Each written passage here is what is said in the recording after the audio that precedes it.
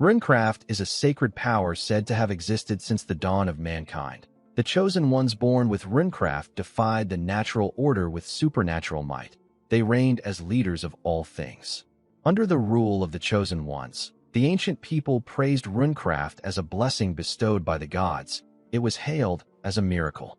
However, among the countless runes in existence, there was one rune treated as a curse. This was the Azura rune. The scene shifts, and we see a boy with the Azura rune on his back running. The boy was heavily injured, and he had several arrows sticking out of him.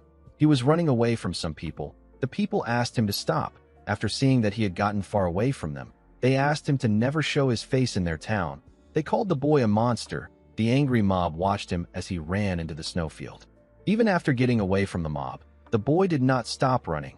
He didn't know where he was going, but he kept moving. He knew that he would die if he stopped moving. Since ancient times, those born with the Azura rune have always brought ruin to the world. At daybreak, the poor boy eventually collapsed out of exhaustion. He was bleeding out on the cold snow. Before he lost consciousness, he saw a blurry image of some people running towards him. The people seemed to be shocked to see someone covered in blood. Unfortunately for the boy, he couldn't move again. A man and his family moved close to him. The man asked his daughter and wife to use their runecraft to heal the boy. The poor boy lost consciousness before he could say anything. 7 years later, we are taken to a village. We see an old man and some people telling two men that there is no one with the Azura rune in their village. He reminded them that they have already looked through every shack in the village. He told them that it is time for them to get lost. The bald man and his comrade turned around. The bald man said that they are leaving. He told the old man that he is loud. After leaving the village, the two men went to report to their superior. The bald man informed him that there aren't any rune casters in the region. Their superior stretched out his hand and asked the bald man to move closer to him. When the man moved close to him, the superior shoved his hand into his body and crushed his intestines. The bald man spat out a large amount of blood. His comrade was shocked to see this. He screamed and called out to him. The superior watched as the bald man fell to the ground. He said that it is impossible for people like them, who have no runecraft or mana, to find his target. The being with the razor-sharp teeth said that he can smell it. He said that he can smell the reek of ruin. Later in the day, we see two people call out to some people known as Van and Linda. They told these two people that the two men are gone. Van and Linda came out of a tree trunk when they heard this. They were relieved to be finally able to catch their breath. The people that called out to them were the couple that saved our boy 7 years ago, and Linda is their daughter. The boy with long black hair is our protagonist. His name is Van. Van apologized to Linda's father for making the weird people come there again. The man smiled and told him that no one around there cares about that. His wife gently touched Van and Linda and told them that they are covered in dust. She asked them about why they always hide down there. Linda smiled and said that Van likes it there. Van smiled and turned to the tree. He revealed to them that this is where they saved him 7 years ago. He said that this is his favorite place in the whole village. Linda's father placed his arm around his neck and called him a precious kid. He turned to his wife and asked her about how the wedding preparation is going. She informed him that she is done. She said that they will start as soon as the sun sets. Later in the night, we see everyone gather around a large campfire in the forest. They designed the trees with lanterns. Van nervously stood in front of the fire. He wore a headband made out of leaves. He was standing in front of Linda. The girl seemed to be very happy. Her father told the two of them that they are now husband and wife. He asked them to say their vows in front of everyone. Linda told the people that she will make sure her husband is dried and happy so that he will forget how to cry. The villagers began to cheer for her. Van apologized to them for putting them in a tough spot again today. At the villages Van passed through, plagues, wars, massacres, and disasters never ended. Wherever he went, the screams of pain and despair followed. The poor boy couldn't settle down anywhere. If the villagers hadn't taken Van in, he would have died 7 years ago. Our boy told the people that he is not certain if it is okay for them to accept someone with the Azura rune. The moment he said this, Linda gave him a heavy punch on his face and asked him to shut up. Van fell to the ground when he received the punch. Linda told him that they would have never accepted him if they were really scared of him. She revealed to him that they were actually worried when they first met him 7 years ago. However, when a real crisis hit the village, he protected all of them by himself. Linda told her husband that they already decided not to worry anymore. She smiled and assured him that they will get through any crisis that comes at them together like they did in the past. The villagers laughed and told Van that they will protect him for life. One of them said that he is too soft. He wondered about how he was going to handle a girl like Linda. Van stood up and faced his wife. Linda's mom told them that they need to finish the wedding. Van told the girl that he loves her. Linda told him that she loves him too. They gently kissed after saying this. Immediately they did this. The mysterious being appeared. He released his energy and said that he feels like crying. The moment he said this, a large explosion took place in the forest. When Van opened his eyes, he saw his hands covered in blood. When he raised his head up, Van saw something horrifying. The ground was filled with dead bodies. Everyone was covered in blood. Van fell to the ground and screamed out.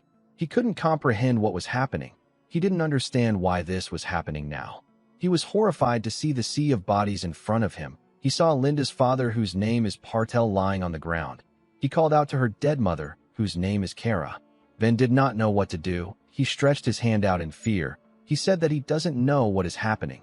Immediately he said this. The mysterious being appeared behind him and greeted him. Van was shocked to hear his voice. The man gave him a punch that sent him flying. Van hit his body on the ground and slammed his back on a tree. The man dragged Linda's injured body on the ground and sang a song about Van hiding his Azura rune. He said that all hidden things will show eventually. Van asked him about who he is. He asked him about why he is doing this to them. The man told him that he doesn't need to know the reason. He told Van that he has business with him. He revealed to Van that there is someone who needs the true ruin of his Azura rune. He told him that he wiped out every nearby village thoroughly because survivors will be annoying to take care of. Van was shocked to hear this. The man assured him that this is nothing personal. He said that he is just doing what he was told. He asked Van not to hate him too much. Immediately he said this. He covered our boy with his energy. He revealed to him that this is a pocket dimension prison prepared for him by someone. He explained to him that 1,000 years or 10,000 years doesn't mean much in the prison. He told Van that he will let him out when the time comes. He asked him to wait and be good. He told Van that he actually doesn't know when the time will be. Van stretched out his hand, but the branches created by the man's energy held him down. He quickly turned to his wife. He saw Linda moving her mouth. She was telling him something. She gently smiled after talking to him. Van stretched out his hand when he saw her smile. Unfortunately for him, the pocket dimension prison wasn't going to let him go. Tears poured out of his eyes as the pocket dimension prison closed up. The prison took the shape of a sphere and locked Van in its dimension. Inside the prison world, we see Van lying lifeless on a huge rock. He wondered about what the man meant when he talked about the true ruin. Van always wanted to believe that there was more to his life other than a single rune. He realized that there was never a way out for him from the very start. He told himself that his very existence only brought ruin and death. He realized that there was never a way for him to escape this fate. He wondered if Partel, Kara, and Linda would have survived if he just accepted his fate a little earlier. For the first time in his life, he wanted to believe that things would be different. He wanted to try living a normal life. Van told himself that his vain hope and greedy wish killed everyone. Immediately he thought of this. Numerous spirits surrounded him from all angles. Van didn't move. He was too broken to do anything. He simply told the spirits that he was sorry. He said this thousands of times. He asked the deceased not to forgive him. Inside his head, Van wondered if a God exists. He wondered why God would inflict such a cruel fate upon him. He quickly realized that he is wasting his time. He wondered about what the gods could do for him now. He was quite tired. He was in so much pain. He was tired of life. He closed his eyes and hoped that he would die peacefully. The moment he did this, he remembered his wife telling him that it is not his fault. Even though blood was pouring out of her eyes, Linda still smiled and told her husband that she will love him forever. Van opened his eyes when he remembered this. He pushed himself up. His shirt tore apart and his hair grew longer. He disagreed with Linda and said that this is his fault. He opened his eyes, which had turned red, and asked himself about why he is searching for peace. He told himself that he is spouting nonsense. He couldn't believe that he wanted to end things and take the easy way out. He raised his head and screamed. He told himself that he cannot die yet because he still has something to do. With a horrifying look on his face, Van said that he still has to get revenge. He remembered the dead bodies he saw. He remembered people always telling him that the Azura rune invariably brings ruin. Van screamed and said that he doesn't care anymore. He said that no ruin can be worse than this. He remembered the man telling him that someone needs the true ruin of his rune. Van screamed and released a terrifying energy. He said that he will make the person feel the ruin by himself. He promised to show them what true ruin is. He remembered the village people and the family that took care of him. He asked them to give him a little more time. He promised to join them after he gets his revenge. In order to get his revenge, Van had to get out of this pocket dimension prison. He forced himself to stand up. The spirits in the prison materialized. They took the shape of monsters with numerous heads. They all charged at him at the same time. They told him that they are dead because of him. They asked him to die. Van released a dark energy. He promised to take his revenge even if it takes him 10,000 years. He swore with a face filled with pure hatred. The moment he did this, Van began to fight the demons. He used his hand and leg to damage and kill them. 200 years later, we see Van still fighting the monster. He was still tearing them apart after 400 years. 600 years later, we see the monsters take the shape of a huge, grotesque creature. It was a giant with thousands of heads. Van stood in front of this monster. He was still filled with pure hate. The boy who would walk the Azura path now danced in ruin. Although Van had gotten stronger, he still didn't know the true power of the Azura ruin. In the 999 year, we see Van charging at the huge, grotesque monster. The monster used its hand to slam our boy to the ground. Van stood up. He was covered in blood and filled with despair. Endless agony befell him. Yet the fire of vengeance in his heart did not go out. He charged at the monster. The monster raised its hands and smashed our boy's body on the ground. The entire dimension shook when it slammed Van to the ground. The monster raised its hand up. It was soaked in blood. Van was lying on the ground with his bones crushed. He was slowly losing consciousness. Our boy remembered asking Linda about her dream in a field. The girl told him that she wanted to become his wife and make her parents his in-laws. She said that she wants one son and one daughter. She stood up and revealed to him that she wants to get a home where he will always come back smiling. A gentle breeze blew and made the flowers move around her. Linda told him that she also wants to get a fence to keep him safe. She smiled and told Van that this is her dream. Van fully opened his eyes when he remembered this. The moment he did this, the true power of his rune got released. A crazy-looking demon smiled when this happened. Van screamed out in pain as his body pushed itself up. A dark energy got released from his body. His energy dragged some of the bodies on the ground and placed them on his body to create something.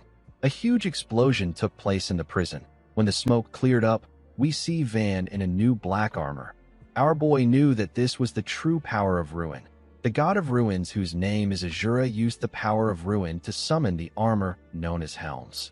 Van walked forward. He realized that no one would have died in the past if he had this power. He clenched his fist and took a stance. He smiled at the monster like a crazy person. He raised his hand and punched the air. His punch pierced the monster's stomach and sent it flying. It slammed its back on the ground. Van jumped and clenched his fist. He covered it with his energy. He activated the first manifested armament. He activated a technique known as Annihilation Fist through the armament. To use Annihilation Fist, Van is given a gauntlet imbued with the power to annihilate matter at the particle level. The destructive power of the technique depends on the user's mana. Van gave the monster a bone-shattering punch on its head. The monster grit its teeth, but it was unable to withstand Van's attack. Our boy crushed it with his fist and destroyed the ground. A large-scale explosion took place in the prison. In the outside world, we see a woman begging 3 bandits to spare her. She told them that she doesn't have any money. The bandits had already killed her husband. Their leader bent down and told her that he will simply take a few organs. The moment he said this, Van appeared behind him. Our boy's body was covered with different black lines which were left on him by his rune. He told the man that he has something to ask him. The leader turned around when he heard this. Van asked him about the year they are in. The man was surprised to hear this. He stood up and smiled. He placed his hand on Van's head and called him a curious young man. He told him that they are in the 1500 year. He asked him about why he is asking. Van didn't answer him. He was trying to calculate the time he spent in the prison. The man's comrade moved behind him and raised his weapon. The leader nodded at him when he saw this. The man slammed his mace on Van's head. Unfortunately for him, his mace shattered. Our boy wasn't even bothered about him. He realized that only 5 years has passed in the mortal world. The man was shocked to see what happened. The other bandits were also shocked to see what happened. With a scary look on his face, Van turned to the man who attacked him. He turned to the other two and gave them heavy punches. The men were unable to move. Van covered his fist with his gauntlet. He moved past the men and gave them light punches. However, these blows were too much for them. The upper halves of their bodies got blown away. Only their legs fell to the ground. The last man knew that he was dead. Van turned and called out to him. The man quickly answered him. With a smile on his face, our boy told the man that he has a question for him. On the continent of Aden, countless kingdoms have been founded there with the power of runecraft since ancient times. Among these kingdoms, there is a kingdom praised as the greatest kingdom in the history of Aden. This kingdom is the Zoe Kingdom. The Zoe Kingdom has dominated the continent as a hegemony for many years. They relied on their overwhelming military strength. The scene shifts, and we see Van showing the man an image of the mysterious man.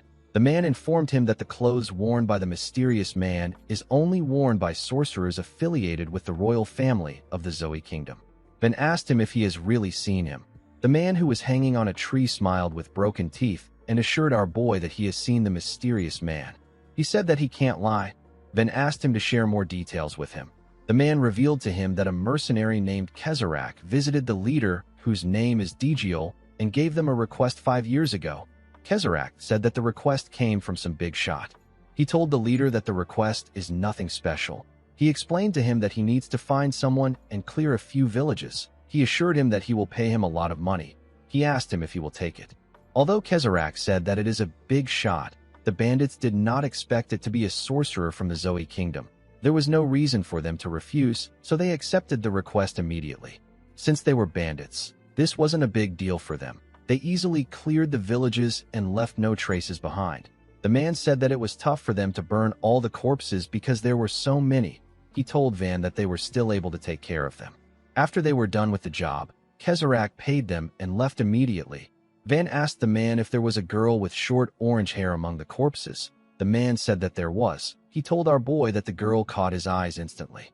He said that her corpse was probably burned too. He said that it was a shame because she was so pretty. He told Van that she would have fetched a high price if she was sold as a slave. The moment he said this, our boy remembered his wife and his in-laws. The man realized something odd. He asked Van about how he knew about the girl. The moment he said this, Van gave him a bone-shattering punch. The scene shifts, and we are taken to the bandit den known as Digiol Mountain Hideout. We see the bandits beating up slaves and moving them to different places. They locked some kids up in a wooden cell. One of them said that the kids are quite fresh. Another one said that they have been very rebellious. He called them trash. Their comrade told them that they sell better if they are livelier. While the bandits were carrying out their usual operations, someone knocked on their gate. One of them quickly opened a small opening in the door. He saw the face of the man who received our boy's punch. The man said that he brought drinks. He asked the guard to open the gate quickly. The guard asked him about why he is so late. He told him that he has been gone for ages. He opened the gate and asked him if he brought back something awesome. The moment he said this, he received a punch from Van on his face. Our boy threw away the head of the man who he beat up earlier. He pushed the guard inside and crushed his head. The other guard raised his mace and swung it at Van. Our boy blocked it with his hand. The man swung his mace at Van multiple times. He called him a bastard and asked him about where he crawled out from. Van easily dodged his attacks and moved closer to him. He clenched his fist and covered it with his energy. He asked the man to shut up. He gave him a bone-shattering blow and destroyed part of their gate. The bandits all turned to the gate when they heard a loud sound. They saw Van walking towards them with the head and body of their comrades. He called them insignificant pests that have gathered to play bandits. He threw the head and body of their comrades in front of them. He asked them about where their leader is. He said that he wants to talk to him. The bandits took out their weapons. They wondered if our boy has lost his mind. One of them asked him if he knows where he is. A huge man wearing a fur coat asked them to step back. One of them turned to the man who turns out to be their leader and assured him that they can handle the situation. Digiol called him an idiot and asked him if he wants to lose his life. He said that our boy is a sorcerer born with runecraft like him. He asked his subordinate to step back. He asked Van to tell him what he wants from him. Van reminded him that he did a job for a sorcerer in the Zoe Kingdom 5 years ago. The meeting was arranged by a mercenary known as Kezarak. Digiol was impressed that Van was able to get this much information out of his subordinates. He asked our boy about what he wants. Van pointed at him and asked him to tell him where Kezarak is. He assured him that he will spare them if he does this. The man told him that he will tell his corpse where Kezarak is. Immediately he said this. He covered his hand with his energy and gave Van a very powerful punch on his face. The attack sent Van flying. Digiol told our boy that he should try hiding his magic power that is covered in killing intent if he is going to lie that he will spare them. The moment he said this, his body completely transformed. Digiol has the blade rune. It gives him the ability to cover his entire body with sharp and hard blades. The bandit told Van that he is going to die there. Our boy already knew that he couldn't get through to the bandits with a conversation. He stood up and glared at the man with a scary look in his eyes. Immediately he did this. Van appeared in front of Digiol in an instant. He gave him a bone-crushing punch in his chest. The man spat out a large amount of blood. Van quickly gave him another punch. He asked Digiol if he is only this strong. The man grit his teeth out of anger. He called Van a bastard. He clenched his fist and swung it at Van. He asked him to die. Our boy easily dodged his attack by moving back. Digiol called him a rat bastard. He put his arms together and began to spin at a crazy speed. He fired his blades at Van. He told him that he won't go easy on him anymore just because he is a young sorcerer. Digiol watched as his blades hit Van. He asked him about how it feels to have his body torn apart. He believed that our boy won't be able to take a single step forward. To his surprise, Van was walking towards him. He asked our boy about how he is able to move. He asked him if he doesn't know pain. Our boy slowly covered himself in his armor. He asked Digiol not to make him laugh. He completely covered himself in his armor and said that this kind of itch can't be called pain. Digiol stopped spinning when he heard this. He gathered all his blades into his right hand and created a huge hand. He asked our boy to try to take this. Van knew that this would only peel off his skin a bit. He felt like the attack was too shallow. The level of pain it could cause was too shallow. The swamp of pain Van fell into wasn't this weak. He clenched his fist and thrust it at Digiol's fist. Unfortunately for Digiol, our boy's punch was just too powerful. His attack crushed his hand and destroyed his upper body. It destroyed everything behind him and tore through the forest. The impact of his attack cleared the sky. After he was done with Digiol, our boy turned around. He told the bandits that they need to pick up from where they left off. The men knew that they were dead. At sunset, we see several bodies lying on the ground. They all had a weapon sticking out of them. Van was sitting on the bodies. The last bandit alive informed him that Kezarak is in the Nordya Kingdom. Our boy asked him if he is certain. The man said that he is sure of it. He asked Van if he will spare him as promised. Van asked him if he promised to spare him. While shaking, the man told him that he did earlier. Van laughed and told the man that he was joking. The man nervously laughed. He said that he will take his leave. Van crushed his neck before he could move. With a scary look on his face, he told the man that he was joking when he said that he would spare him. He asked him about what he is laughing at. Later in the night, we see Van in new clothes. He was staring at something. He said that he would like to invade the Zoe Kingdom. He said that he will meet Kezarak even if it takes some time. He told the thing that he will confirm things by himself. He asked Linda and his in-laws to wait a little longer. He said that he created a little present to appease them. He asked them to manage the present even if they don't like his artistic sense. The thing our boy was looking at was a cross he made out of the bandits' bodies. Van took out a torch. He told his family that their revenge is just starting. The moment he said this, he threw the torch at the bodies and turned around. He decided to go to the Nordya Kingdom. The scene shifts, and we are taken to the Nordya Kingdom. We see Van beating someone in the alley of Guild Street. The person told him that Anna Dalton will know. Van told the man that he should have said this earlier. He thanked him for the information and walked past the numerous people he beat up. Our boy tore the members of the gang apart. Now he needed to find out where Anna Dalton is. He knew that he couldn't afford to waste his time because there was no guarantee that what happened yesterday won't happen again today. The scene shifts, and we are taken to the day before. We see Van releasing a large amount of energy from his body. Our boy screamed out in pain as his energy poured out of his body. Van did not expect his magic power to be running wild. Nothing happened when he was locked up yesterday. Magic power is an unknown particle that cannot be seen with the naked eye, but it exists across the universe.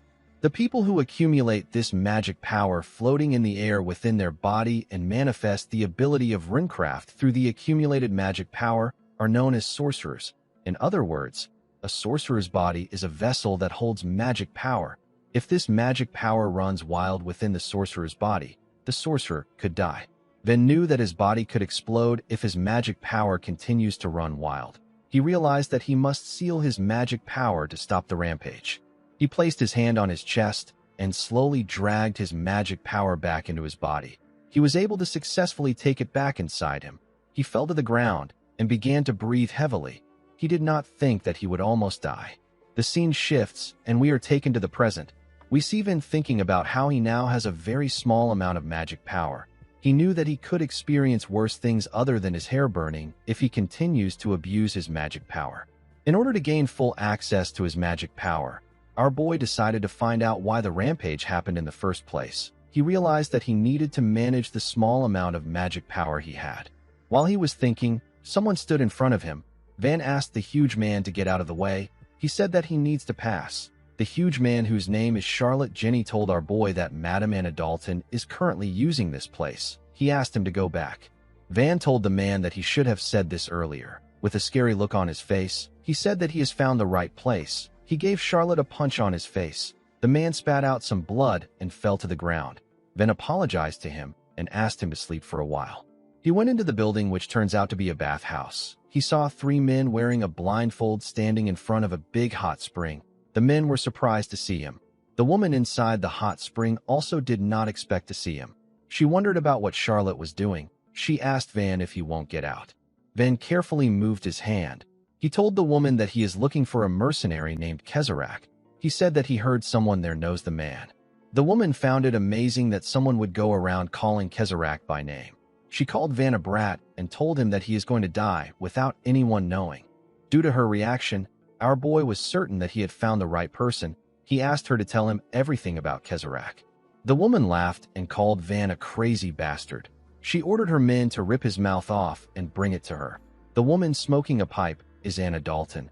She is the #1 information broker in Nordya Kingdom. Her men accepted her order and released their magic powers. They began to transform. Their bodies became much bigger and stronger. It got covered with fur. The men transformed into werewolves with 5 eyes. They charged at Van together. Our boy slowly removed the cloth he tied around his hand to hide the lines on his body. He said that he wanted to talk about it. He didn't know why people make things hard every time. He dodged one of the wolves' attack and gave him a punch on his head. He gave another one a powerful blow in his stomach. The attack sent the werewolf flying. Immediately he did this. The 3rd werewolf attacked him for the side. Our boy dodged the attack. The werewolf's hand hit the wall. Another one tried to hit Van from the side. Our boy was able to dodge it by moving back. He covered his hand with his energy and raised his head up to see the 2 werewolves. He charged at them at a crazy speed and attacked them with a bone-crushing punch. His punch obliterated the werewolves and created a huge hole in the building.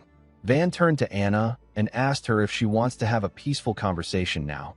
The woman did not expect him to be a sorcerer. She revealed to him that Kezarak is not there anymore. Our boy asked her about where he went to. Anna referred to him as a punk and told him that she is someone who sells information for a living. She explained to him that she can't tell him anything until she gets paid. Then asked her about how much she wants. Anna stood up and asked him about why he is suddenly acting sensible. Then explained to her that he is not a murderer. He said that he killed those men because they were trying to kill him. He told her that he is ready to pay a fair price if she can provide him the right information. Anna revealed to him that information about Kezarak and his current whereabouts will cost him 10,000 gold. She said that this is a fair price for the information. Van was surprised to hear the amount. He said that this is a lot of money. He told the woman that he did not expect it to be this expensive. Anna gently cleaned her hands. She told Van that she can't share any information with him if he cannot pay her. Our boy turned around and asked her to wait patiently. Anna was surprised to hear this. She asked him if he has a way to make the money. She asked him about why he is looking for Kezarak. She asked him if Kezarak killed his family. Van opened the door and asked her to mind her own business. With a scary look on his face, he told the woman that he might be forced to tear her mouth apart. He shut the door and left the building after saying this. Anna smiled and said that he is so scary. In the next scene, we are taken to Mercenary Street. We see Van register himself as a mercenary. He asked the attendant about when he can get started. The attendant, who appears to be a being from a different race, explained to Van that mercenaries get a lot of work, but it takes time for rookies to get anything because experienced veterans are assigned jobs first.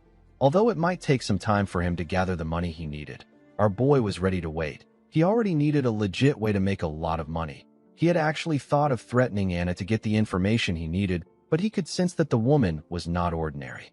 Van didn't see the need in increasing his enemies. He remembered that his Auntie Kara always advised him to make money through legit means.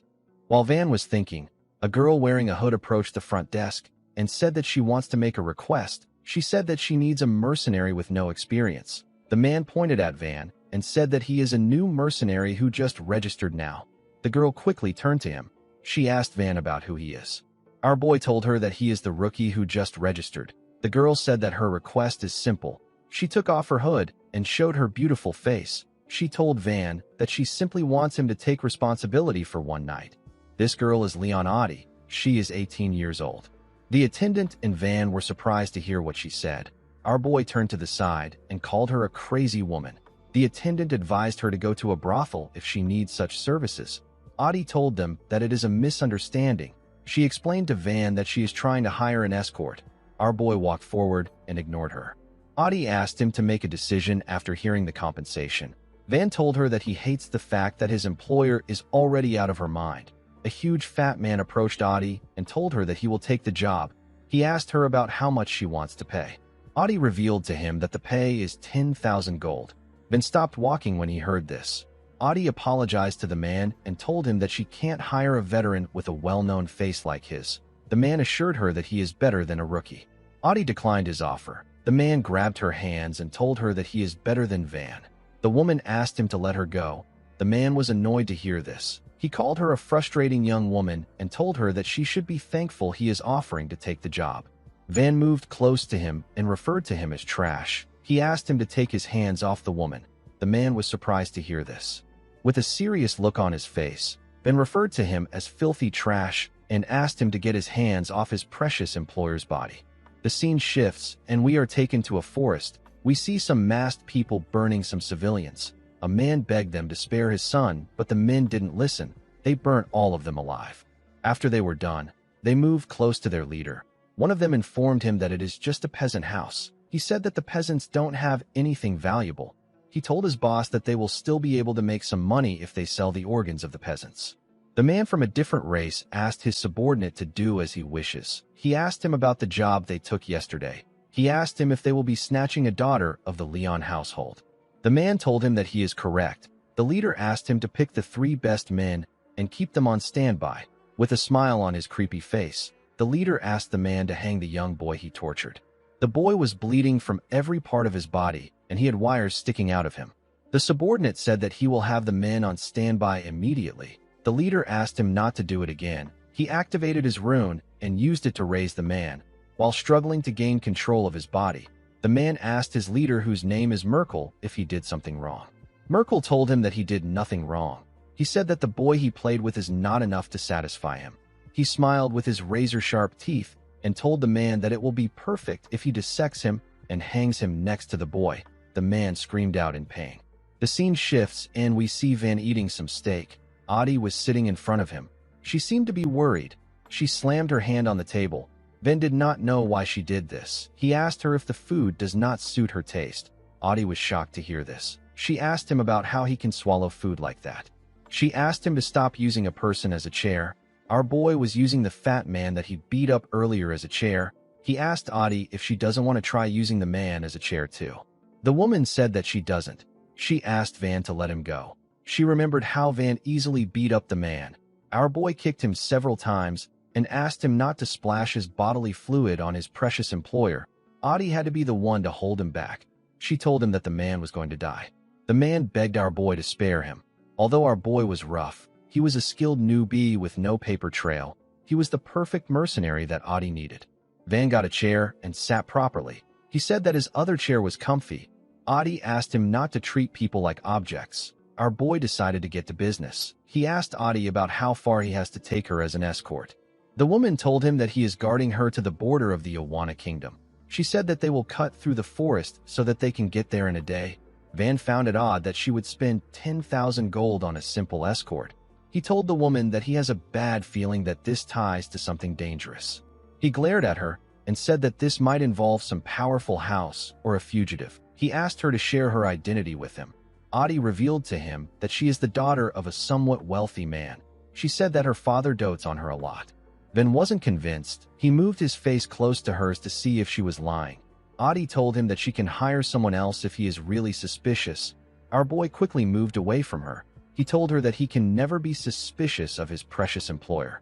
Adi was shocked to see how his attitude changed. Van asked her about when she would like to leave. Adi said that it will be good to leave early. Van told her that they can go now. Adi was surprised to hear this. Our boy said that he doesn't want to waste his client's valuable time. Adi did not expect to hear this. In the next scene, we are taken to the Gaseolso Mountains. We see our boy and Adi walking through the forest. The woman mentioned that they are halfway through the forest. Adi was relieved to see that everything was going well. She wondered if she even needed to hire a mercenary. The moment she thought of this, Van asked her to stop. Adi was surprised to hear this. She asked him if something is wrong. Van asked her to be quiet. He could feel magic power in the area. Magic power is also known as mana. Our boy closed his eyes and focused on his senses. He could feel the energy of 3 people sprinting towards them. He quickly realized that they were 4. He could sense Merkel's presence. He was certain that the man was dangerous. Merkel sensed Van's presence. He raised his hand and told our boy that peeking is bad. He fired an attack at him. Van quickly opened his eyes. He grabbed Adi and jumped back. Merkel ordered his men to capture the Leon family's daughter. Adi asked Van about what happened. Our boy explained to her that it was simply a warning shot. He said that the real one is coming. The moment he said this, he turned to the side. He saw Merkel's men coming towards them. 2 men attacked Van with their blades. Our boy blocked the attacks with his hands. The 3rd man quickly moved close to Adi. He wanted to grab her. Van sensed his presence. He pushed the other 2 back and gave the man a heavy kick in his chest. The kick crushed his body. The man fell to the ground and lost consciousness. The other 2 assassins quickly swung their blades at Van. Our boy dodged it and grabbed Adi. He moved back with her.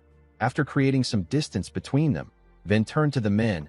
He removed the cloth on his hands and asked Adi not to move under any circumstances. He released his energy when he said this. Adi became nervous. She accepted his order. Van asked the men if they are bandits. One of them asked Van to leave Adi and back away quietly. He promised to let him go if he does this.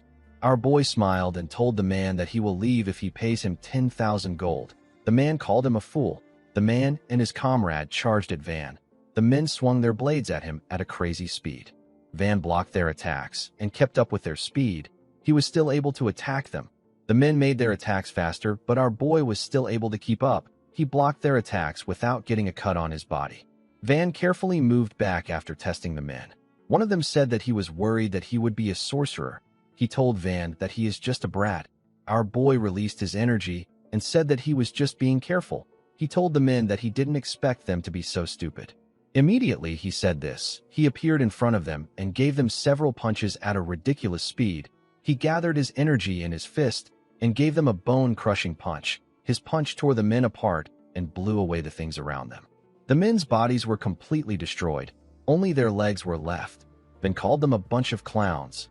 Adi could not believe her eyes. She believed that Van was younger than her. She wondered about how he was this powerful. She knew that her father would be shocked and thrilled if he saw this. The moment she thought of this, someone said that sorcerers often gauge each other's mana because the amount of mana a sorcerer has often matches his skill level. Van was surprised to hear the person's voice. He turned to him and told him that he thought he ran away because he stayed hidden for so long. The person he was talking to was Merkel. Merkel was surprised to see that Van had the same amount of mana as him, even though he is just a kid. He wondered if our boy was born with it. He said that he will have to dissect him. With a creepy smile on his face, the crazy man told Van that a sorcerer like him must have amazing organs. Merkel is also known as the Mad Anatomist. He is the leader of the Merkel gang. The gang is involved in murder, human trafficking, kidnapping, and other heinous crimes. Merkel told Van that he will dissect him painlessly if he hands over Adi. Our boy asked him to screw off. Merkel raised his hand and asked him to die. He fired his energy at him. then called out to Audie. He asked her if she was lying when she called herself an ordinary merchant's daughter. Audie was shocked to hear this. She didn't know what to say. Van asked her to save her excuse. He said that he is not interested in listening to it. He grabbed her clothes and moved her in front of him. Audie was shocked to see what Van did. The attack was about to hit her. She called Van a bastard. Merkel was shocked to see Audie in front of Van. He could tell that our boy was serious about letting her take the hit. Before his attack could reach Audie, Merkel stopped it. With a look of anger on his face, the man called Van a crazy bastard. Audie told our boy that she almost died. Merkel asked Van if he isn't Audie's bodyguard. Audie called him a lunatic and reminded him that she is his employer. Van wasn't listening to her. He saw that Merkel twisted the direction of his attack in an instant. He realized that the man was a sorcerer that was skilled in manipulating mana. He understood that Merkel's goal isn't to kill Audie. He wanted to capture her. Van could not believe that Merkel wanted to take away his money. While he was thinking, Audie called out to him. She asked him if he is listening. Our boy told her that he will overlook her lie for now. Audie could not believe that he just brushed off the fact that he tried to kill her. Van moved close to her and asked her to stop arguing. He told her that he is going to throw her. He asked her to land safely on her own and hide like a mouse. He asked her if she understands. Audie was shocked to hear this. She couldn't believe that he wanted to throw her. Van asked her to relax. He assured her that she won't die. The moment he said this, he grabbed her clothes and threw her into the air with a large amount of force. He sent the woman away from the area. Merkel released his mana and asked the woman about where she is running to. He quickly began to run. Before he could get past Van, our boy grabbed his leg and asked him about where he is going. He clenched his fist and covered it with his energy. He dragged Merkel back and gave him a heavy punch on his face. He quickly changed his stance and gave the man another heavy punch in his stomach. Merkel got pushed back, but he was able to quickly regain his balance. He laughed like a madman. Van noticed something odd about the man. He was certain that his attacks landed on the man, but he could feel like they were blocked by something. Merkel smiled with his razor-sharp teeth. He told Van that he will carve him up and go after Audie. He asked our boy to look forward to it. He assured him that it will be an electrifying experience. The runecraft in Merkel's possession is the psychokinesis rune. His rune allows him to manipulate an object's physical state with mana.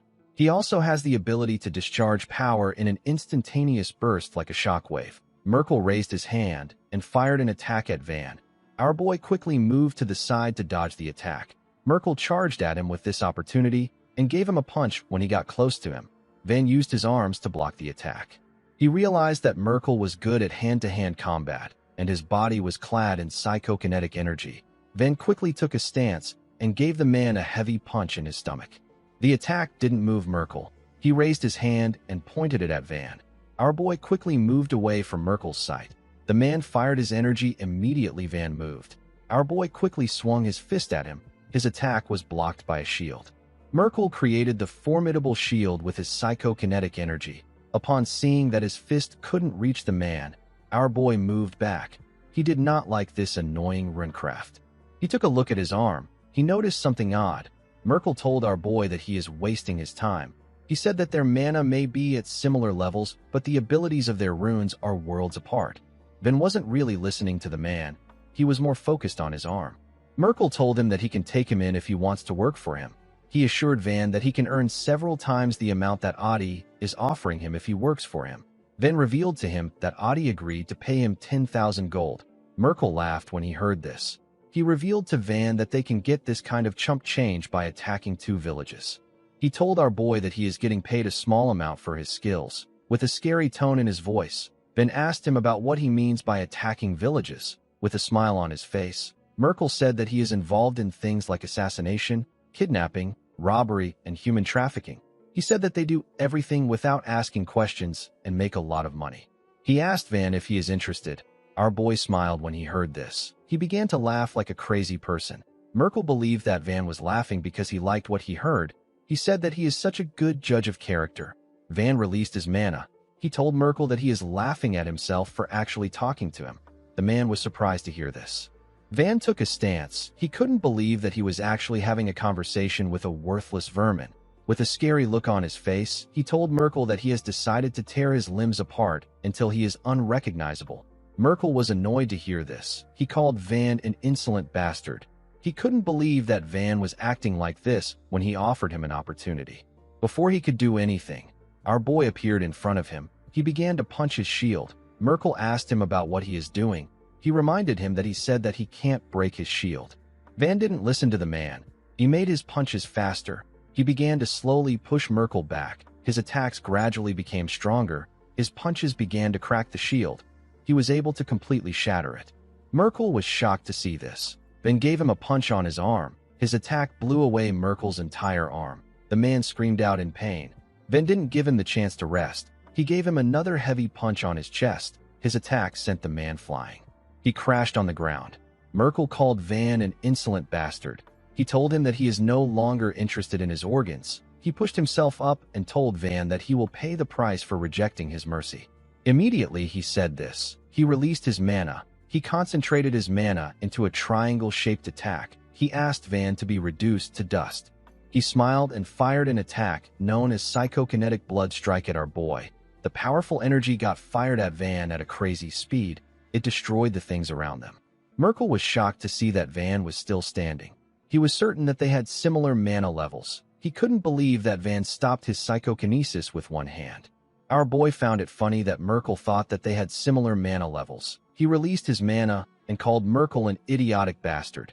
Merkel instantly felt Van's horrifying mana. He couldn't comprehend what was happening.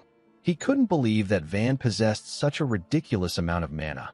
Van appeared in front of him in an instant. He asked him to fall to hell. He activated the Annihilation Fist and gave Merkel several punches before he could even react. He gave the man a bone-crushing punch and used it to tear a hole in his chest. Immediately he did this. Our boy picked up his cloth from the ground and wrapped it around his arms. He simply walked forward. The moment he did this, the ground and everything around Merkel got destroyed. A huge explosion took place in the area. Our boy didn't even bother to look back. He decided to fetch his employer. Runecraft can be used in different ways. It can grant users the power to arm their entire body with blades. Some people can transcend space and time, and others can even tear through land and cut mountains with their power. Runecrafts are supernatural forces that defy the divine order of the universe and surpass the laws of physics. Among all this runecrafts, the one called the Azura rune is labeled as the worst in history. However, due to the actions of the boy who wields the rune, a new history is being written on the continent of Aten. In the next scene, we see Van find Audie sitting next to a tree. Audie quickly stood up and moved close to Van. She asked him if he was crazy. She asked him to tell her why he would just throw someone away like that. Van slammed his hand on the tree behind her. Audie became scared. With a scary look on his face, our boy reminded her that she is hiding something from him. Audie became quiet.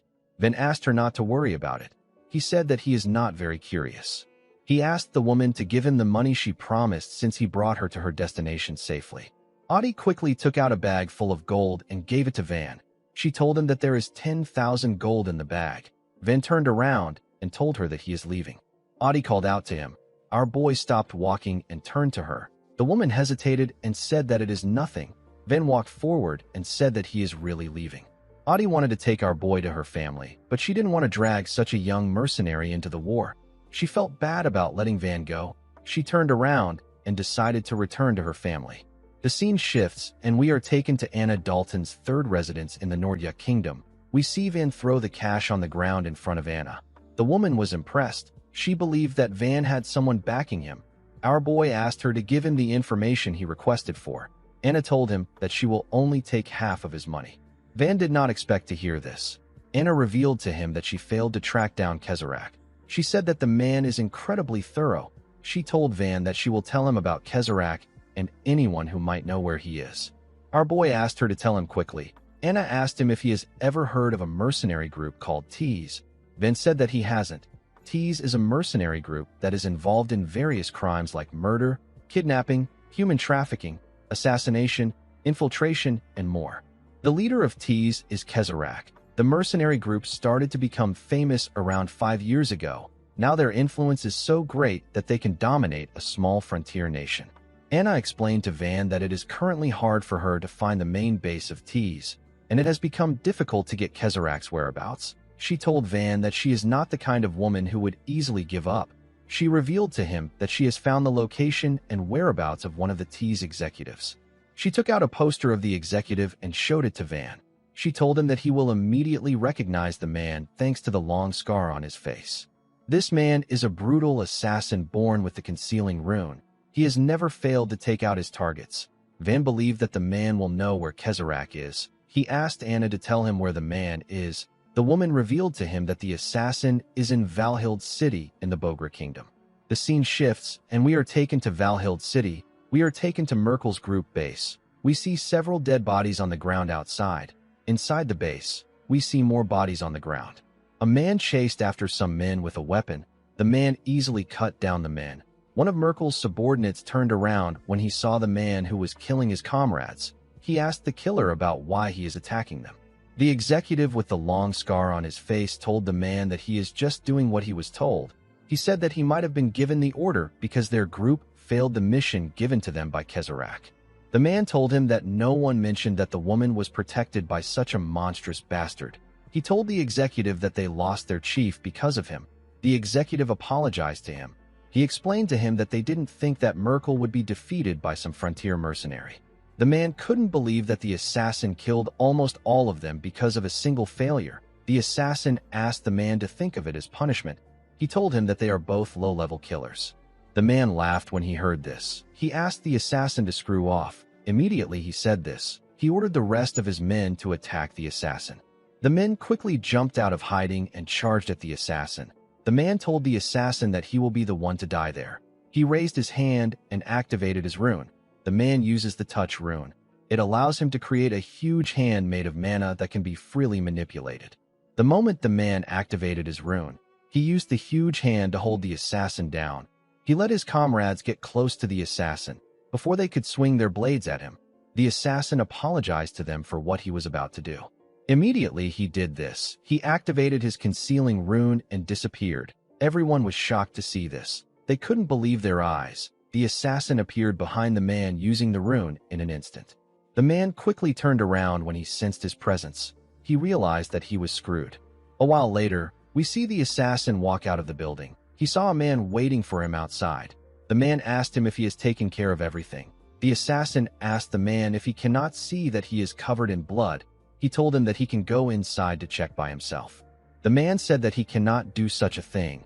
He told the assassin that he must have handled it as clean as he usually does. The assassin asked him to get lost if he has confirmed everything. The man informed him that an investigation is being carried out on the mercenary who killed Merkel. He told him that the mercenary has black scars around his eyes and neck, due to the fact that the man was telling him about Van. The assassin asked him if our boy is now a target. The man laughed and told him that he is correct. He told the assassin that this is why Kezarak won't let him go. The assassin asked him to shut up. The man said that he will inform Kezarak about what happened today. After saying this, he disappeared. After the man left, the assassin took out a cigarette and placed it in his mouth. He looked at the moon and thought about how Van has black scars on his eyes and neck. The scene shifts, and we are taken to Anna's house. Van said that the Bogra Kingdom is close by.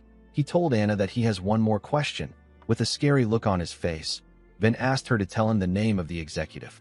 Immediately, he asked his question. We see the assassin thinking about how the number of people he has to kill keeps increasing. The assassin is known as Hoxa. He is an executive of the T's mercenary group. In the next scene, we see a young boy and girl nervously standing in front of something. The girl asked the boy, whose name is Maget, if there is any way for them to get out of this situation. A huge snake-like monster with an open intestine stood in front of the boy and girl. The monster had a huge set of teeth in its intestines. This snake monster glared at the two children. Maget told the girl that he doesn't have any ideas. The snake monster hissed at the children and raised its gigantic hands. Before the monster could crush them, someone charged at it. The person jumped and clenched his fist. The person turned out to be Van. Our boy tore through the monster's intestine with his fist.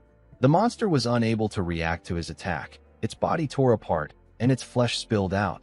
The two kids were shocked to see this. The monster fell to the ground in front of them. Van wore a hood and moved close to the children. He asked them if they are all right. With a shaky tone in her voice, the girl told him that they are fine. She thanked him for his help. Van turned to the sky to see numerous flying monsters that were above them. He told the kids that the area is crawling with monsters. He advised them to leave immediately. The girl told him that she wants to repay him for saving them. Van asked her not to worry about it. The girl told him that they can't just let him leave. She asked him to join them for a meal.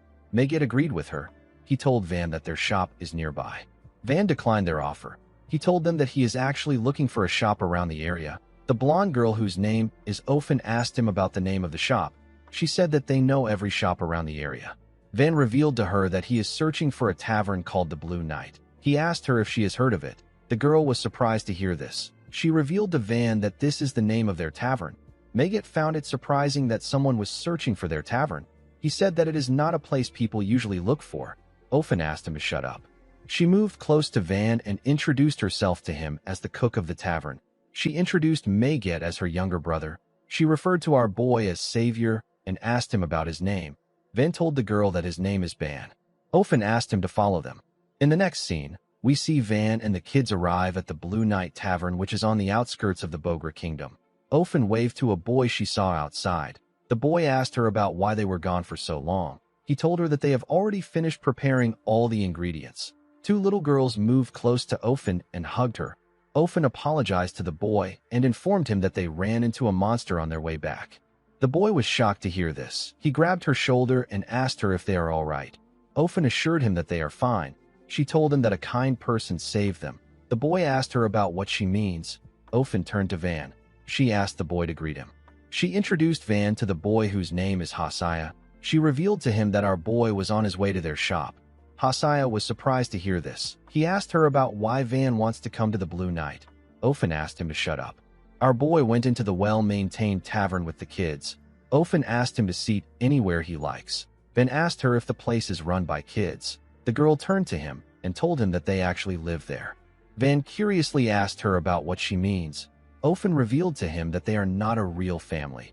She said that they came from different kingdoms. She said that the little girls, whose names are Lily and Ein, lost their parents in the war. Hosea's village got destroyed by monsters, and Megat's family were killed by mercenaries. These children should have been dead a long time ago, but they were saved by a man. The man was the one who brought them there and took care of them. Ofen said that the man is the owner of this tavern and their first savior. She wondered about where he was. Hosea said that the owner is probably sleeping because he got back from work late yesterday. Ofen said that she will wake him up. She asked Van to make himself at home.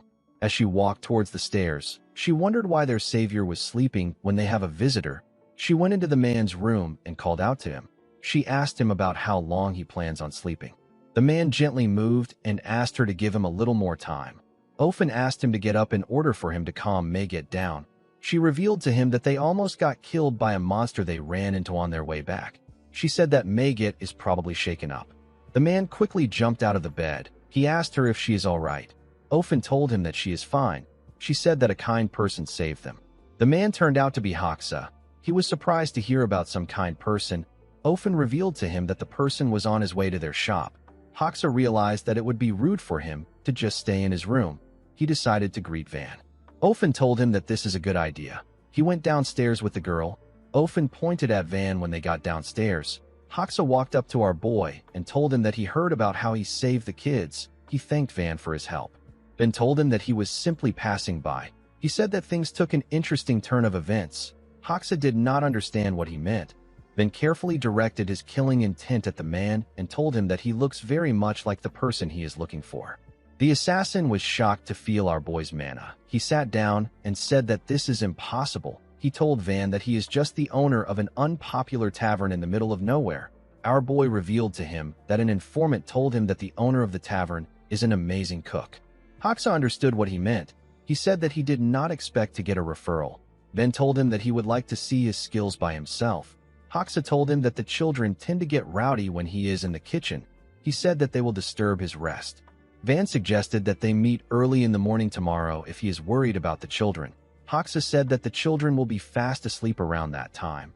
He accepted Van's offer. Van told him that he will sleep early tonight. The man told him that he made a wise decision. He moved close to Ofen and asked her to show Van to a spare room. Ofen smiled and told the man that she has never seen him warm up to someone so quickly. She asked him if he is all right. Hoxa forced himself to smile and turned to the girl. He told her that he and Van are the same. He said that they both understand each other. Later in the night, we see Ofen showing Van his room. She asked him to let her know if he needs anything. After saying this, the girl turned around. Before she could leave, Van called out to her. He asked her not to thank him. He told her that he didn't save her on purpose. Ofen found this funny. She said that Hoxa also said the same thing when he saved her. She asked Van to rest well. She left the room after saying this. Our boy felt bad when he heard this. Later in the midnight, we see Hoxa at Van's doorstep. He was carrying his blade. He stepped into Van's room and found him sleeping on the bed. He quickly thrust his blade at our boy. Before his blade could reach him, Van opened his eyes and grabbed it with his hand. Hoxa was surprised to see this. Van quickly gave him a punch. Hoxa used his blade to block the punch, but he got pushed back. Van got up and told Hoxa that he has been waiting for him. The scene shifts, and we are taken to the past. We see Hoxa talking to someone with a device. The person's face appeared like a hologram. He informed the man that a sorcerer with black scars on his eyes and neck is in his tavern. He said that the sorcerer suspected of killing Merkel is in his tavern right now. The man said that this will save him a lot of trouble. He asked Hoxa to summon him with the formation right now. Hoxa said that Van might sense something and try to run away. He told his comrade that he will make sure Van can't escape before he summons him. The man told him that he will be waiting for him. The scene shifts, and we are taken to the present. We see Van telling Hoxa that he has a disgusting behavior. He found it disgusting that the man would take in children and secretly kill people behind the scenes. Hoxa apologized to Van for not being able to be a better adult to him. Our boy asked him to save his excuses. With a scary look on his face, Van asked Hoxa to tell him where Kezarak is.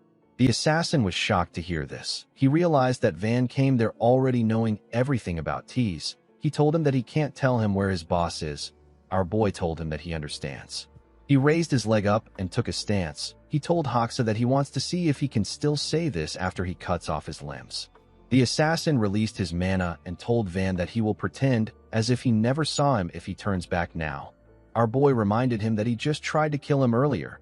Hoxa said that he understands. He took out a paper containing several words. He used his mana to activate the formation on the paper. The moment he did this, our boy got dragged into the formation. He found himself in a different place. He was in a cave that had no entrance. The only open space there was the ceiling. Van carefully looked around the tall cave. He realized that the cave was created with a formation. He remembered hearing about formations from Partel. A formation is a runecraft power inscribed into letters or images. When mana is poured into a formation, the stored power can be unleashed. Formations are usually cast by using paper as a medium, but they can also be set up using certain places or objects. Our boy wondered about where Hoxa went. He wondered if he ran away. Immediately he thought of this. Hoxa swung a blade at his head. Van was able to dodge the blade, but he got a cut on his cheek. He sensed mana in the blade that he dodged. He quickly moved back to dodge multiple slashes. He created some distance between himself and the blade. He charged at the location. He sensed Hoxa's presence and thrust his fist at it. His hand destroyed the wall, but he wasn't able to reach the assassin. Our boy noticed that the man's presence has vanished again. The moment he thought of this, the assassin appeared next to him and advised him not to turn his back on his opponent. Van was shocked to hear his voice. Hoxa thrust his blade at Van. Our boy was able to dodge it by bending his head. He quickly jumped back in order to create some distance between himself and the assassin. He realized that he can't see Hoxa with his naked eyes, and he can't sense his presence. He couldn't even hear a sound in the cave. He knew that this was Hoxa's runecraft. The assassin stood at the top of the ceiling. He put another blade on his other arm and put them together. The assassin uses a concealing rune. It allows him to erase his presence completely. Hoxa activated his rune and charged at Van from above. Our boy was able to dodge it by running fast. Although it was hard for him to dodge attacks in this narrow cave, it was even harder for him to locate the man. The moment he thought of this, he jumped in order to dodge Hoxa's blade. He quickly moved back. He clenched his fist and moved forward at a crazy speed. He was moving close to the invisible assassin. Hoxa was shocked to see Van coming at him. He quickly realized that our boy has figured out his location. Before he could move, Van grabbed his neck and raised him up. He told him that hiding his body won't help him because he can still see his mana. One of his eyes turned black when he said this. The eye is his second manifested armament. It is known as the Truth Eye. The eye allows him to perceive even the faintest mana that is undetectable to normal senses. Hoxa could not believe what was happening, then slammed his body to the ground with a large amount of force. The impact of the attack destroyed the ground. Hoxa spat out some blood and rested his back on the wall. He told Van that he is the second rune caster to find him with mana alone in his 40 years as an assassin. Van asked him to tell him where Kezarek is. Hoxa asked him to tell him what he thinks of his kids. He said that they are quite adorable. Unfortunately for him, Van was not ready for his nonsense. He grabbed his arm and asked him to tell him where his boss is. He removed his arm and asked him to answer him. The assassin screamed out in pain, while breathing heavily. He said that he has murdered countless people because of Kezarak's order. He said that he is a man beyond forgiveness. Our boy placed his hand on his other arm. He told Hoxa that he will rip off his other arm if he confesses to him one more time. Hoxa said that he cannot die, yet even if everyone condemns him. He said that he hasn't protected the children yet. He asked Van to accept his apology. Immediately he said this. He took out another paper and inserted his mana into it. Our boy was surprised to see another formation. A portal appeared above Hoxa. A monster jumped out of the portal and gave Van a blow in his chest. The attack pushed him back. Hoxa's comrade was on the monster. He said that he has finally found our boy. Van gently cleaned the blood on his lips. With a menacing look in his eyes, he called out to the man and asked him if he cannot see that they are talking. Van noticed that he was bleeding in his stomach. He realized that the monster's claw went into him. The man carefully looked at Van to see if he was his target. The fact that our boy was able to drive Hoxa to this point convinced him that Van is the one who killed Merkel. Hoxa pushed himself up. He advised his comrade to be careful. He informed him that Van found him with his rune. He said that he can't even guess his level as a sorcerer. The man was impressed when he heard this. He did not think that someone so young would be this powerful. Van called out to the man. He asked him if he is willing to answer his questions. The masked man asked Hoxa about what our boy is talking about. Hoxa revealed to him that Van asked for Kezarak's location.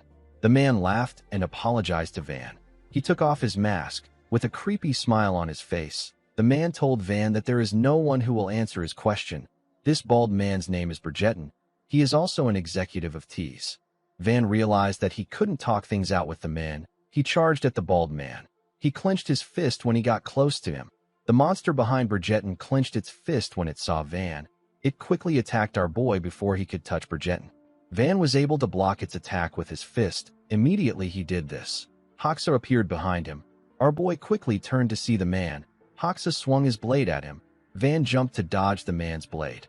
The monster's fist hit the ground when Van went up. Our boy clenched his fist and swung it at the monster while he was in the air. The monster raised its hand to block his attack. Van told it that it is not wise to block his attack. Immediately he said this. He slammed the monster's hand to the ground and destroyed it with his punch. The monster screamed out in pain. Our boy ran forward the moment he landed on the ground. Bridgeton smiled at him. He told him that he has achieved remarkable things as a young sorcerer. He gathered his mana in his hand and asked Van to tell him what he will do next. He revealed to him that the amount of monsters he controls is not limited to one. The moment he said this, several monsters came out of portals in the air. Bridgeton used his rune to bring them down. Bridgeton has the summoning rune. It allows the user to summon a subspace connected to another dimension. This makes it possible for him to store and retrieve anything he needs. Our boy saw the monsters coming towards him. He believed that it didn't matter because he could destroy them all with his attacks. Before he could do anything, Hoxa attacked him. He told Van that he let his guard down. He landed 2 cuts on Van's knees. This made Van lose his balance. The huge monsters fell upon our boy and pressed him down. Van was unable to move. The monsters held him down with their bodies. Bridgeton moved close to him. He was amazed to see that Van was all right. He told him that one of these monsters is enough to crush a normal sorcerer. He couldn't believe that Van was not injured. He asked him about the type of rune he uses. He asked him if it is body enhancement. Van told him that he is the only one allowed to ask questions. He advised the man to give him the answer he wants. Bridgeton smiled when he heard this. He told him that he likes his fiery personality. He offered to make Van an assassin of T's assassination squad. With a creepy smile on his face, he raised his hand and activated his rune. He told Van that he has to first make him his slave. Bridgeton has another rune known as the Domination Rune. It is a rune that allows the user to invade a target's inner world. The user will destroy the existing version of the person and reshape their identity into whatever they wish. Van was shocked to see that the man had 2 different runes. Bridgerton quickly placed his hand on our boy's head. He told him that he will soon be reborn. The moment he said this, Bridgerton found himself in a world covered with red clouds. Even the ground was red. The man wondered about where he was. He quickly realized that he was in Van's inner world. Bridgerton had turned countless monsters and sorcerers into his slaves with his domination rune, and he has never failed before. He believed that he would always be able to take over his opponent's mind no matter how strong they are. When the man turned around, he saw a huge demon carrying a huge sword. The demon was smiling at him. Other demons appeared around the man. They stood on opposite sides and held flags and weapons. It was an army of demons. Bridgerton always believed that he would win, but he didn't know that he had come across someone he shouldn't have met. A boy who was neither living nor dead. A boy who survived with nothing but vengeance on his mind and endured 1,000 long years in a deep and dark abyss of pain. In the middle of the demon army, something with long hair came down from the sky. The thing moved close to the sorcerer. He was horrified when he looked into its eyes. He couldn't even run. This demon looked like the Azura rune on Van's back. The demon smiled at the sorcerer. Bridgerton didn't think that he would meet this kind of thing in someone's inner world. He didn't know the kind of world that Van had created in his mind after suffering for so long. The demon stopped smiling at the man. Its head became bigger. It manifested thousands of faces. Bridgerton became terrified when he saw this. He got devoured by the demon. He quickly got dragged back to reality. He began to breathe heavily. While he was struggling to catch his breath, Van called out to him. He released his mana and told him that it is quite rude for him to peek into someone else's mind. Bridgerton was shocked to hear this. He called our boy a monster. Van dragged his hand out and gave the man a punch on his chest. Bridgerton screamed out as blood gushed out of his hand. Hoxa couldn't believe what was happening. He couldn't believe that Bridgerton's brainwashing failed. Van raised the monsters on him up and said that one sorcerer locks people in a strange cage while the other one peeks into others' secrets. He told the men that they are quite unpleasant. He threw the monsters up and gave them a life-crushing punch. He destroyed every single one of them with this earth-shattering punch. His attack destroyed the cave and threw the sorcerers out of the dimension. They were sent back to reality. They landed outside the shop. Hoxa and Bridgerton got slammed to the ground. Van was thrilled to see that the formation was broken. Hoxa tried to stand up, but he was too injured. He spat out a large amount of blood. Van took a look at Bridgerton. He saw that the man has already passed out. He decided to question Hoxa. He grabbed the assassin by his hair. Hoxa screamed out. Van told him that this is his last chance. He asked the man to tell him where Kezarak is. Hoxa didn't say anything. Van could tell that the man wasn't going to give him an answer. He stood up and told Hoxa that he doesn't need to give him an answer if he doesn't want to. He covered his hand with his energy and told the man that he will make him speak. Before Van could do anything, Ofen screamed and asked him to stop. She and her other siblings ran in front of Van and asked him to stop. They asked him not to kill Hoxa. The assassin was shocked to see this. He asked the children about what they are doing. Ofen begged our boy to spare their savior. Van explained to her that he doesn't plan on killing Hoxa yet, but he might die during the interrogation. With a scary look in his eyes, Van asked the kids to get lost if they don't want to die too. Hosea charged at our boy and hit him in the leg. He asked Van to stop. Ofen called out to the boy when she saw this. The boy held Van's hand. Van asked him about what he is doing. He asked him if he is not going to let him go.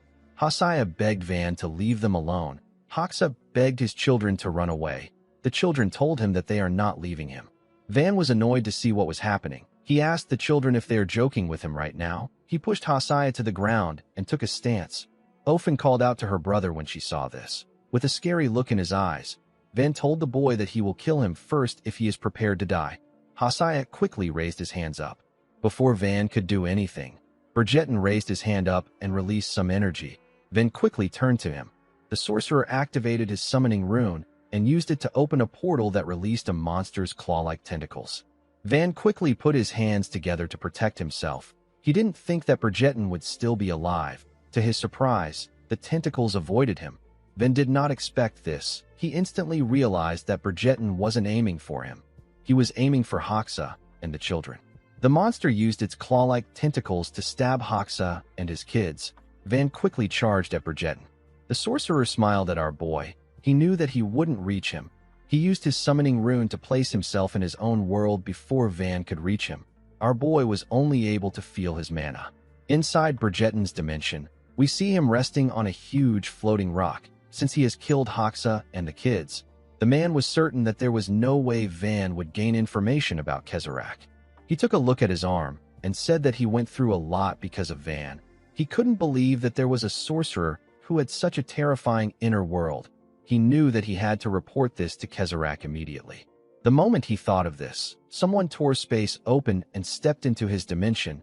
Bridgeton instantly knew who it was when he felt his energy. His body got covered with sweat as he turned around. Van placed his hand on the man's head. With a nervous look on his face, Bridgeton asked Van about how he got into his dimension. Our boy revealed to him that there was a tiny passageway in space leading to his dimension.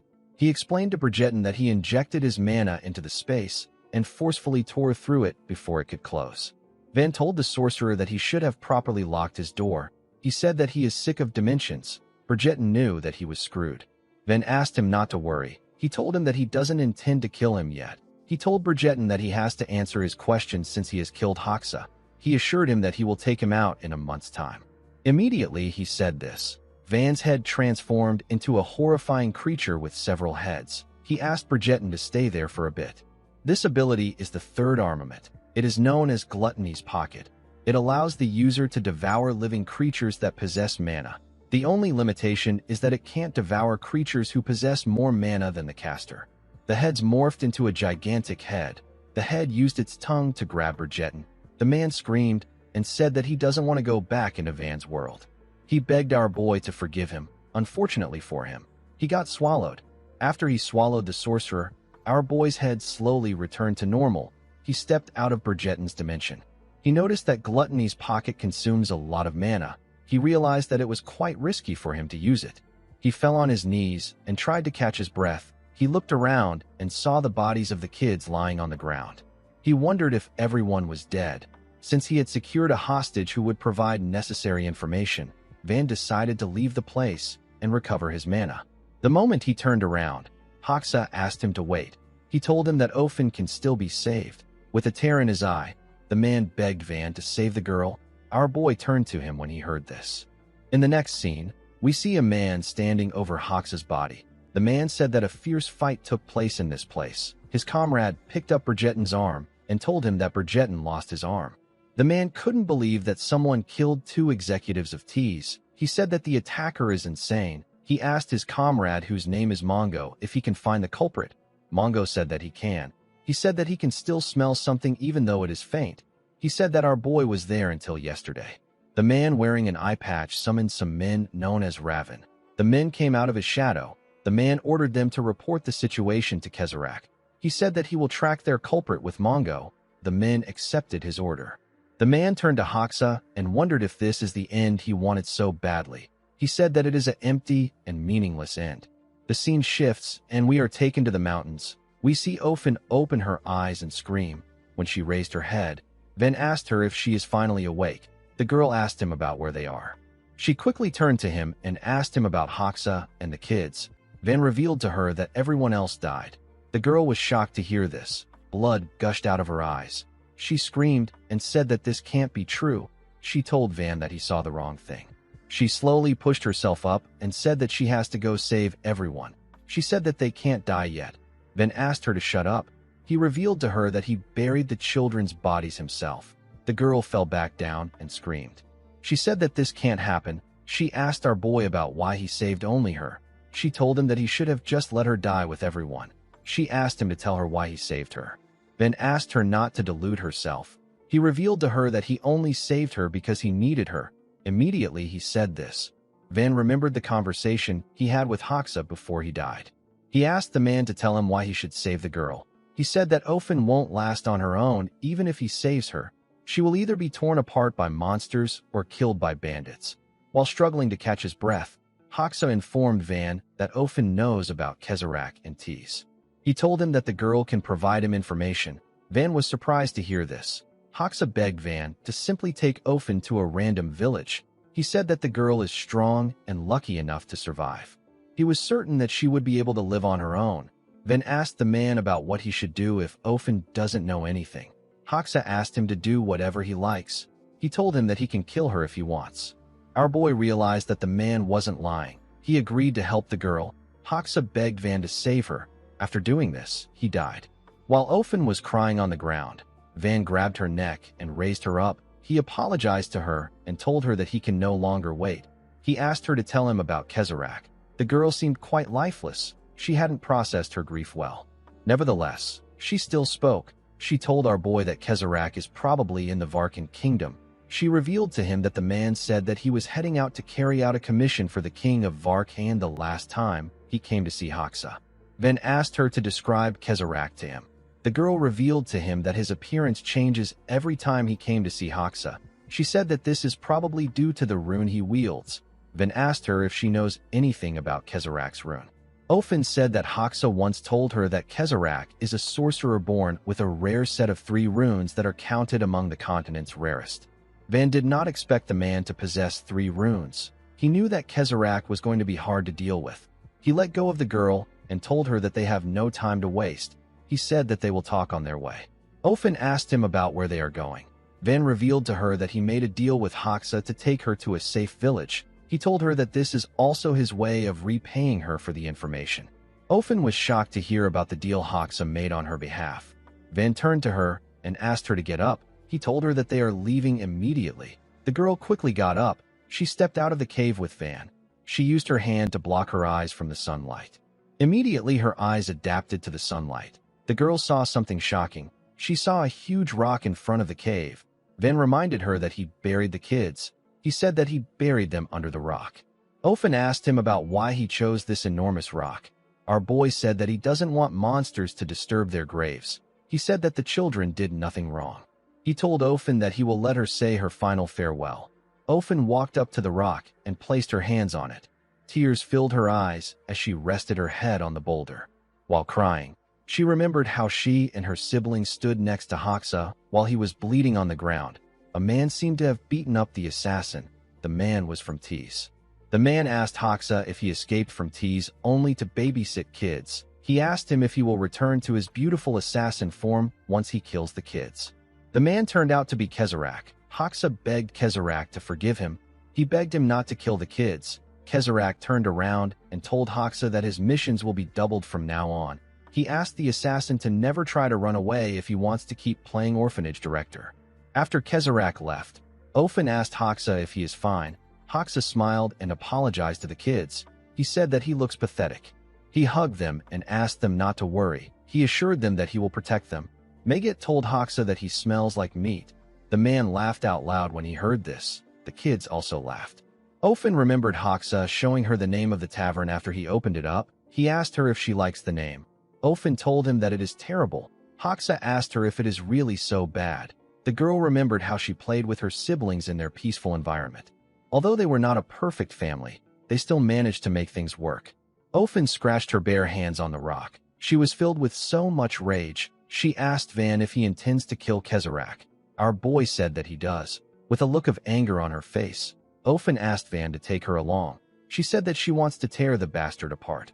In the next scene, we see a man sniffing the ground. The man turned out to be Mongo. Mongo told his comrade that Van was just in the area some hours ago. He looked at the huge rock and said that Van's scent is very strong around there. His comrade said that this is good news. He said that they will soon meet the one they are searching for. In the next scene, we see a man walking up the stairs. The man went to a door and knocked on it. He went inside and told the person inside that he came to report something to him. The person turned out to be Kezarak. Kezarak rested on his chair without his shirt. He told the man that he already knows that Merkel's gang failed. He referred to Merkel as trash and said that he carefully nurtured trash who only involved himself in back alley crimes. He said that he is disappointed that Merkel gave him such an ungraceful ending. The man informed Kezarak that Hoxa and Berjedin are also dead. Kezarak sat upright when he heard this. His subordinate informed him that they don't know who is responsible. He said that Mongo and his brother are both pursuing the trail. Kezarak told his subordinate that more graceless variables keep ruining things. The man asked him if this is the work of the Ethos Order who have been tailing them for some time. Kezrak said that it is possible, but the situation feels different. He said that this feels like it is something else. He told him that a foreign third party is intervening. Immediately he said this. He took out a scroll and burned it. Since their culprit took out Hoxa and Bridgeton, who are 2 out of the 10 executives, Kezrak asked his subordinate to tell Mongo and Tomoto to stand by even if they find the culprit. The scroll he burnt turned into a portal. Kezrak told the man that this is a critical moment. He told him that they can't afford any more disruptions. The man bowed his head and asked his lord if he should resolve the issue himself. Kezrak told him that there is no need for him to also get involved. Immediately he said this. Kezrak made clothes appear on his body. He told the man that he is heading to the Varkan kingdom right now. He told him that he will leave every petty issue that comes up entirely to him. The man said that he will remember this. The scene shifts, and we are taken to the Varkan kingdom. Someone welcomed Kezrak to the castle. Kezrak asked him about where the king is. The man informed him that the king is waiting for him. He asked him to go in. Kezrak and the man walked forward. He and the man stepped inside the king's courtroom. Kezrak bowed his head to the king and asked him to forgive him for the discourtesy of arriving late to the meeting. The king laughed and asked him not to worry about it. He asked him if he has completed the job he gave him. Kezrak informed him that the coarse sorcerers of the Aran kingdom have been eliminated just as he desired. He told the king that he can rest easy now. He asked him for the promised payment. With a smile on his face, the king told Kezrak that a problem has arisen. He said that their kingdom is ringed by steep mountains and their resources are pitifully lacking. The one land where they could gain diverse resources was lost in the recent war against Aran. Kezrak reminded the king that this is why he entrusted his organization with the task. He reminded him that he asked them to eliminate the key sorcerers of Aran to prevent further losses and reclaim the land that was taken. The king told Kezrak that the T's mercenary group handled the task splendidly. Kezrak asked him about what the problem is. The king stood up from his throne and said that even if he took such actions in pursuit of greatness, it is still normal business among nations. With a disgusting look in his eyes, he asked Kezrak if he knows what will happen if word spreads across the continent that he involved a mercenary group that is infamous for engaging in dirty and vile work into his business. He told the sorcerer that just thinking about it gives him a headache. Immediately he said this, a large amount of warriors came out and the door of the courtroom got locked. Kezrak asked the king if he wants to kill him to erase all traces of his work. The king smiled like a deranged person and told him that there was never any payment promised to him. He said that he spent a lot of money to make his courtroom match that of the Zoe kingdom. Instead of panicking, Kezrak laughed. He laughed like a crazy person. The king asked him if he is going mad before his death. Kezrak released a small amount of energy. He told the king that he is not shocked to see that someone as graceless as him doesn't have anything in his treasury. He said that he was far too complacent. The king advised Kezrak not to struggle. He told him that his resistance will be futile. He explained to him that he has other people beyond the 30 finest sorcerers of Varkan that are gathered there. He revealed to him that he has soldiers stationed in every part of the castle. The king laughed like a crazy person and told Kezrak that he is actually paying him. He explained to him that the money he used to hire the sorcerers there is enough to cover his fee. Kezrak told the king that it is too late. He told him that he brought back the memory he hates the most. Immediately he said this. The man that entered the castle with Kezrak placed his hand on his back. He told Kezrak that the transfer of artificial mana is complete. Kezrak released his energy and said that royalty in small kingdoms and mighty empires are no different in the way they behave. He snapped his finger after saying this. He told the king that his kingdom is finished. He told him that he will take his kingdom as payment. To the king's surprise, nothing happened after Kezrak said this. He laughed and asked the man if he is joking with him. Immediately he said this. A light shined behind him. When he looked outside, he saw that the sky had changed colors. A ridiculously huge statue came out of the sky. The statue began to descend from the sky. The sorcerers in the room quickly ran towards the king. Unfortunately, they were too late. The statue covered the entire palace. The moment it touched the ground, it released a bright light. It destroyed the entire palace in one go. A minute later, we see Kezrak's subordinate call out to him. He told his lord that nothing survived. He said that everything was wiped clean. Kezrak picked up something from the ground and said that things that aren't clean are never beautiful. He picked up the king's crown and carefully looked at it. His subordinate told him that he will guide him to his next destination. Kezarak suggested that they walk this time. He looked at the sky and said that today is particularly beautiful. This overpowered monster with black hair and silver glasses is the leader of Tees. The scene shifts, and we are taken back to the time Ofen asked Van to take her with him. She said that she wants to tear Kezarak to shreds. Van turned around and told the girl that she is out of her mind. Ofen told him that she can't just continue living her life as if nothing happened. Van told her that she would be better off spending the rest of her days in peace. He explained to her that he has no intentions of protecting her. He told her that he might even kill her by himself if she gets in his way. The girl asked him to do as he likes. She said that she doesn't care. Van walked forward and told her that he is heading to the Varkan kingdom. He asked her if she is really planning to follow him. Ofen asked him to kill her anytime she gets in the way. Van told her that they are leaving right now. Later in the night, we see Tomoto and his brother looking at Van and Ofen from a distance. Tomoto was happy to see that they had finally caught up to Van. Mongo reminded his brother that Kezarak ordered them to wait quietly.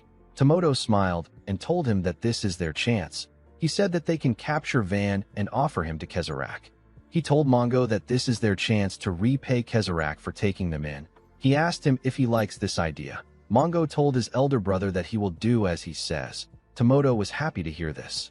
He released his energy and said that they will keep tailing Van until they find a clear chance to kill him. Mongo told his brother that he understands.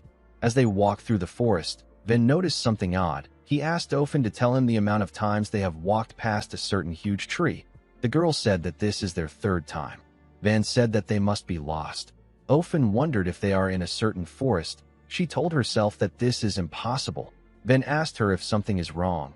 Ofen revealed to him that Hoxa told her a story about a certain forest when she was little. Hoxa told her that the mountain where they opened their tavern used to be a monster's lair. The entrance of this lair is called the Moor Forest. If a person steps into the Moor Forest, they can never get out. Van asked her if she is saying that they have wandered into the Moor Forest. He told her that the forest is nothing more than a ridiculous superstition. Ofen told him that the story is quite true. She said that there are countless monsters living in the Moor Forest. Immediately she said this, the tree next to him opened its multiple eyes and turned to him. Van was surprised to see the monster. Ofen quickly covered her mouth to stop herself from screaming. The tree monster smiled and raised its hand. Before it could crush Ofen, Van grabbed her and jumped out of the way. The monster's fist crushed the ground. Van threw Ofen aside when he landed on the ground. He clenched his fist and appeared in front of the monster in an instant. He swung his fist at it. The monster tried to block his attack with its branches, but it couldn't withstand Van's strength. Our boy obliterated it with a single punch. After taking care of the monster, Van called out to Ofen. He advised her to hide well if she wants to live. He raised his head up to look at the large amount of tree monsters that came to life. He couldn't believe that he thought Ofen was just telling him a folktale. The monsters screamed and charged at him. Later in the morning, we see Van take out the last monster with a single punch. After he was done with the monsters, he asked Ofen to come out of hiding. The girl stood up when she heard this. She looked at the countless bodies on the ground and asked Van if he is all right. Van said that he is fine, but he was acting strange. He noticed that his mana was draining much faster than usual. It was like the forest was sucking away his mana. Van's vision quickly became blurry. He realized that he was hallucinating. Van wondered about the kind of forest he is in. Immediately he thought of this. Someone landed behind him. Van quickly turned around. He saw Tomoto behind him. The man smiled and told Van that it is already too late. He covered his hand with his mana and charged at Van. He tried to hit our boy in his chest. Van was able to dodge Tomoto's attack. He was shocked to see the man. He didn't know what was happening. Before he could step back, Tomoto placed his leg on his neck and grabbed his arm. He locked Van down with his position. Van was unable to move because the hallucinations were draining his strength. While Van was trying to put himself together, Tomoto said that this fight might go easier than he expected. Tomoto is the executive of Tees who is responsible for battlefield operations. He smiled and told Van that a sorcerer shouldn't waste their mana so carelessly. He said that mana is quite precious. Van was shocked to hear this. He called the man a cocky bastard. He raised his other hand and used to give him a heavy punch in his chest. His attack destroyed the ground. To Van's surprise, the man smiled at him and said that this is an unexpected result. He told Van that he is quite pathetic compared to the monsters he has faced. Tomoto didn't get a single injury. Only the ground got destroyed. Van was shocked to see this. He didn't understand how the man was still fine. Tomoto told him that he is far too weak. He freed Van from his grip. Immediately he did this, his brother appeared next to Van. He gave our boy a bone-crushing punch that sent him flying. Van crashed into the ground. Tomoto stood up and asked Mongo about what he did with Ofen. Mongo informed him that he knocked the girl out and tossed her aside. Tomoto told him that he did well. He said that they will have some fun with Ofen later. Van pushed his body up and looked around. He realized that he didn't have enough mana to do anything.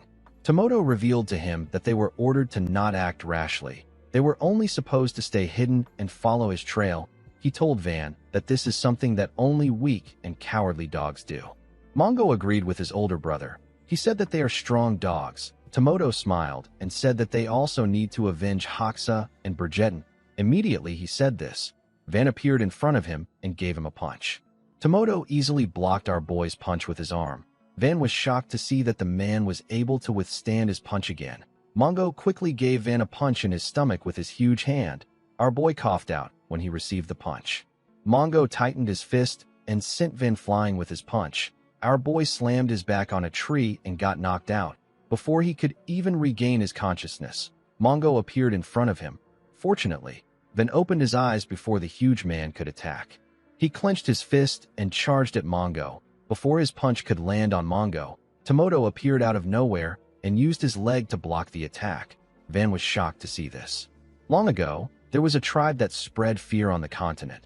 The people of this tribe were known as the perfectly armored ones. The tribe is known as the Cataphractoi tribe.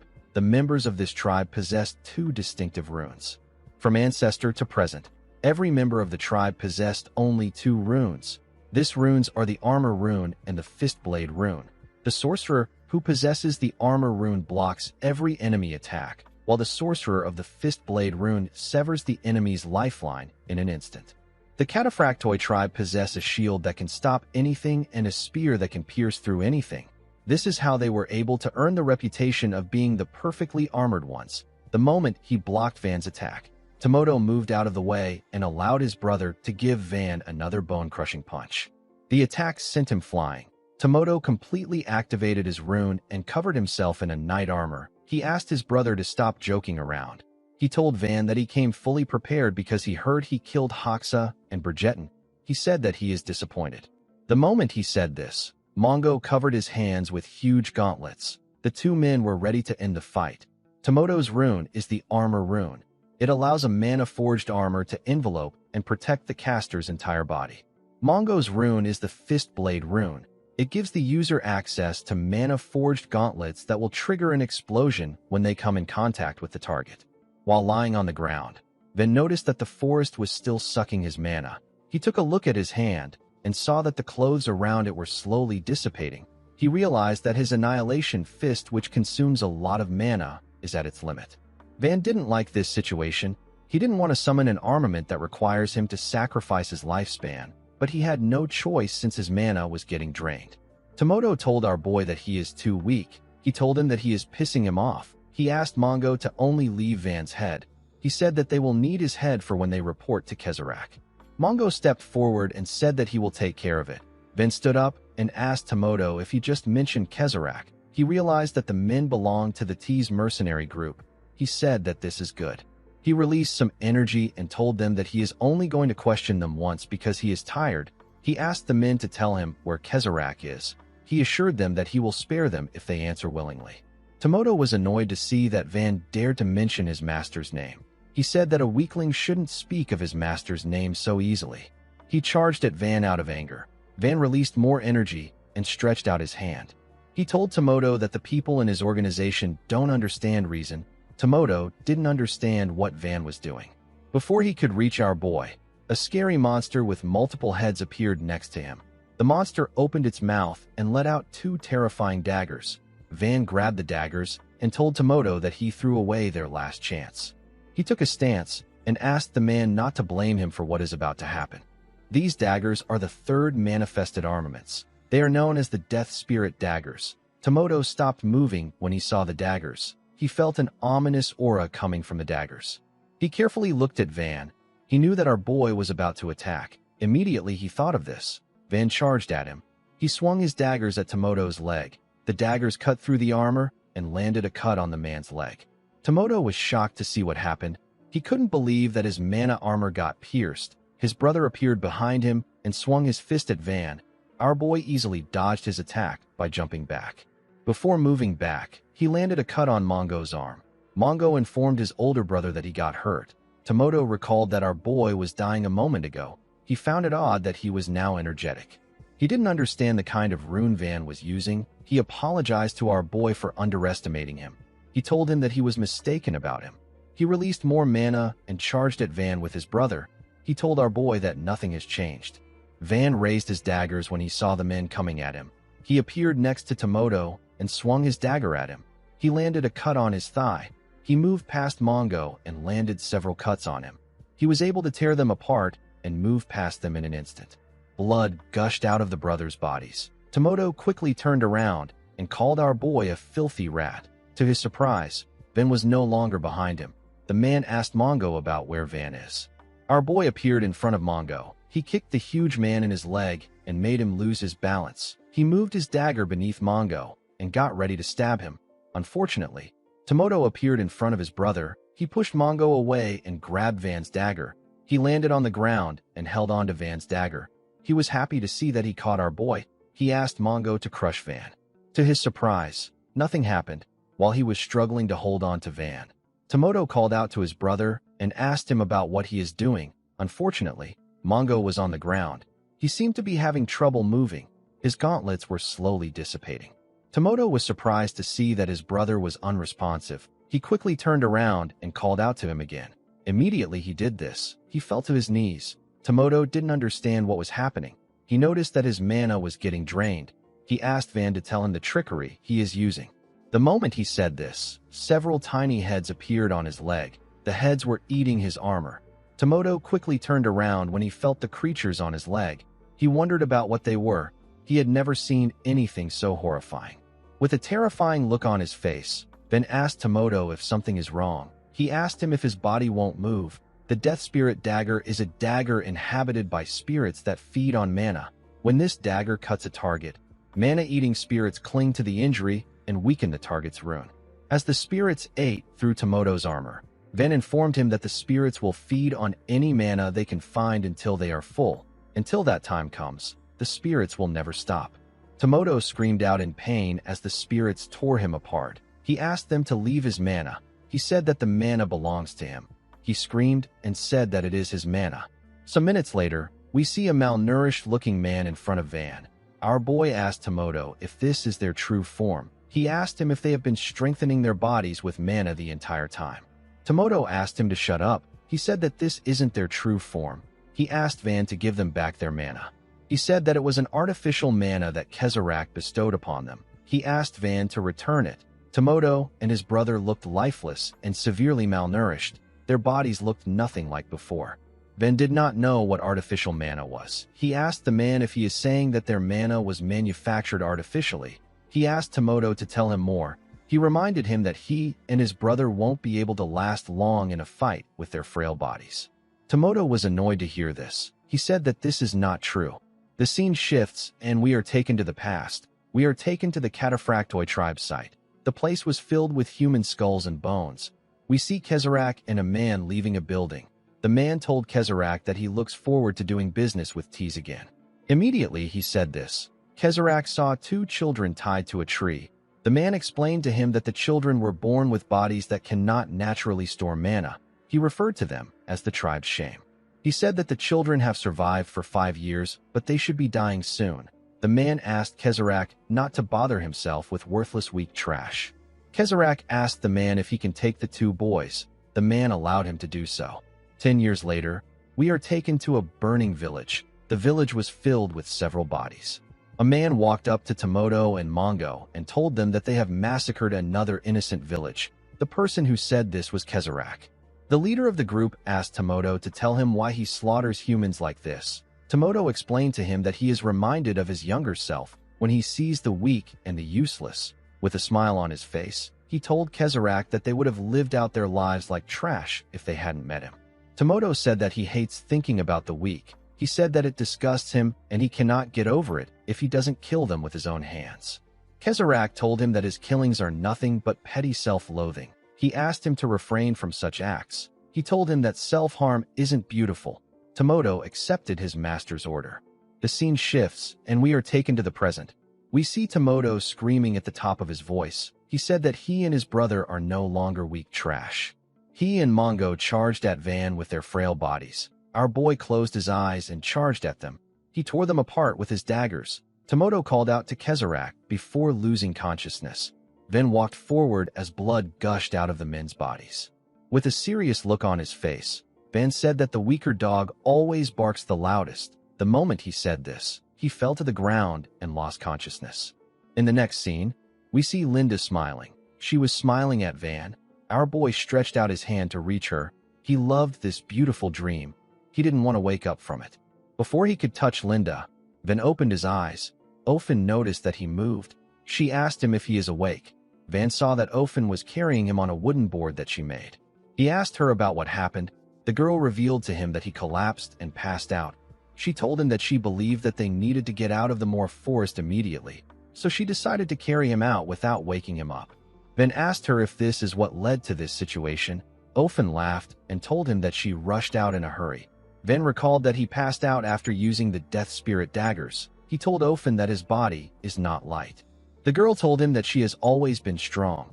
She told Van that this is her way of helping him since she doesn't have any runecrafts. Our boy asked her if she is over 10 years old. Ofen told him that she is. She said that she is 13 years old. Our boy told her that it is too late for her to manifest a rune. Ofen smiled and agreed with him. She said that people say that a person will instinctively know the kind of power their rune possesses when it manifests. She remembered watching her brother use his rune. The girl also eagerly waited for the incredible moment when she would manifest her rune.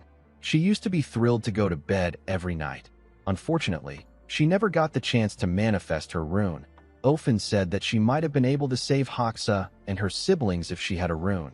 Van told her that the situation could have actually worsened if she had a rune. Ofen didn't hear what he said. She asked him if he could repeat what he said. Van asked her to stop her pointless chatter and focus on finding a way out of the forest. Ofen accepted his order. A while later, we see Ofen fall to her knees and struggle to catch her breath. She was relieved to see that they finally got out of the Moor forest. Van noticed that his mana was no longer getting drained. While breathing heavily, Ofen asked Van if they should search for the nearest village or head straight to the Varkan kingdom. Van sat in a lotus position and asked Ofen to keep watch. The girl didn't understand what was happening. She asked Van about what he is doing. Our boy revealed to her that he needs to gather his mana again. He told her that his senses might get dulled. He asked her to keep an eye on their surroundings. Ofen accepted his order. A while later, we see Van gather his mana. When he was done, he thought about something that didn't make sense to him. He recalled that the two brothers who fought him showed no signs of mana drainage. Their mana only started leaving their bodies after our boy cut them with the Death Spirit daggers. This means that the Moor forest was only draining our boy's mana.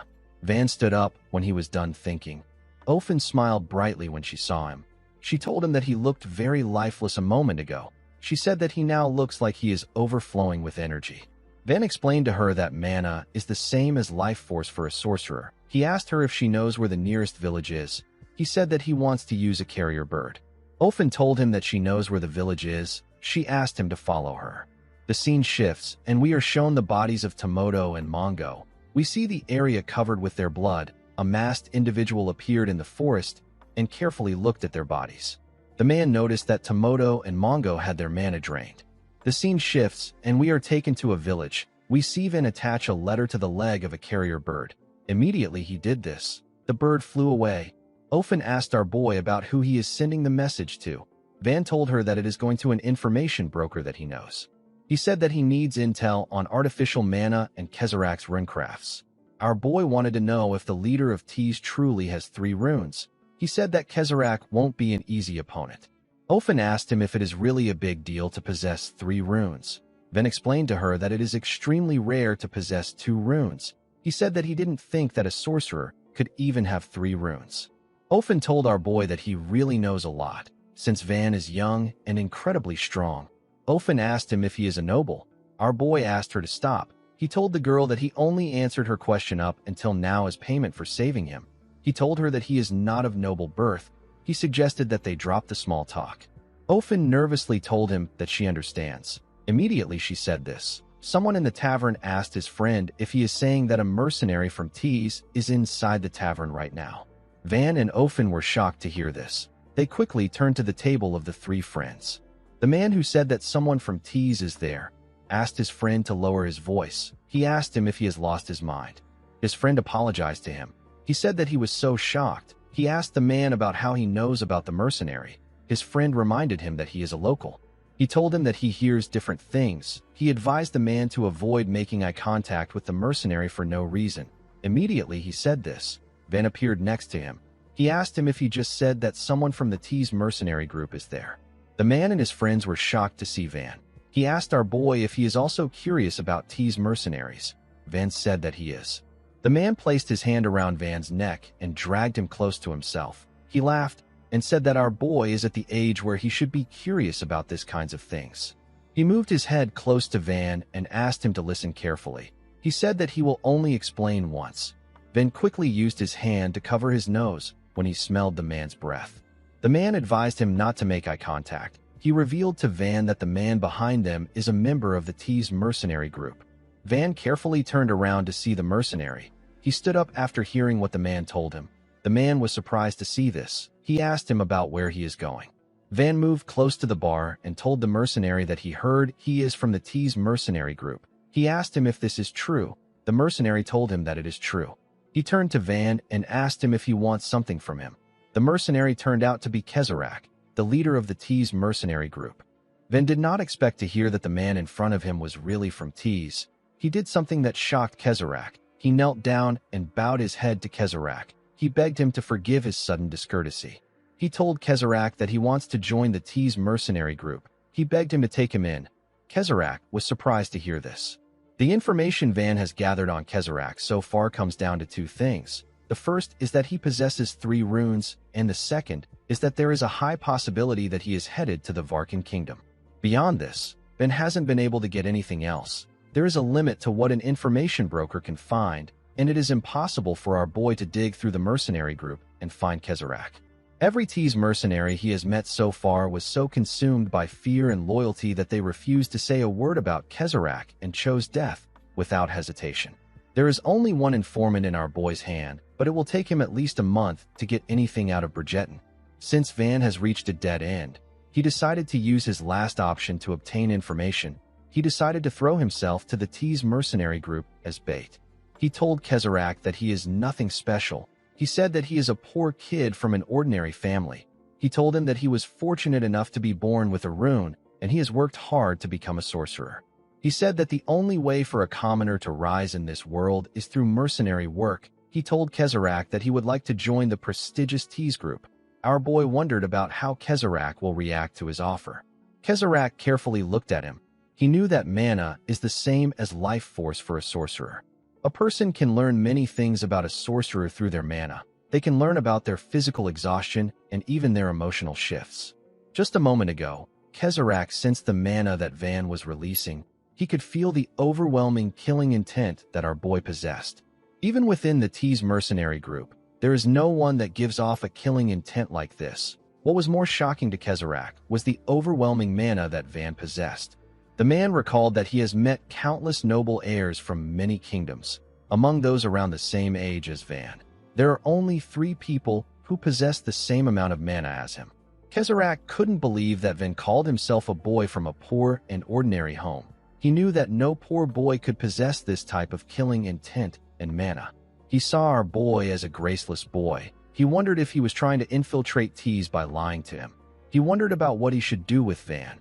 He told him that he needs to take the entrance test. Van was surprised to hear this. He asked the man if he is serious. He was surprised to see that Kezarak accepted his request without a hint of doubt. Kezarak stood up and reminded Van that they are not a royal army. He said that they are simply a mercenary band.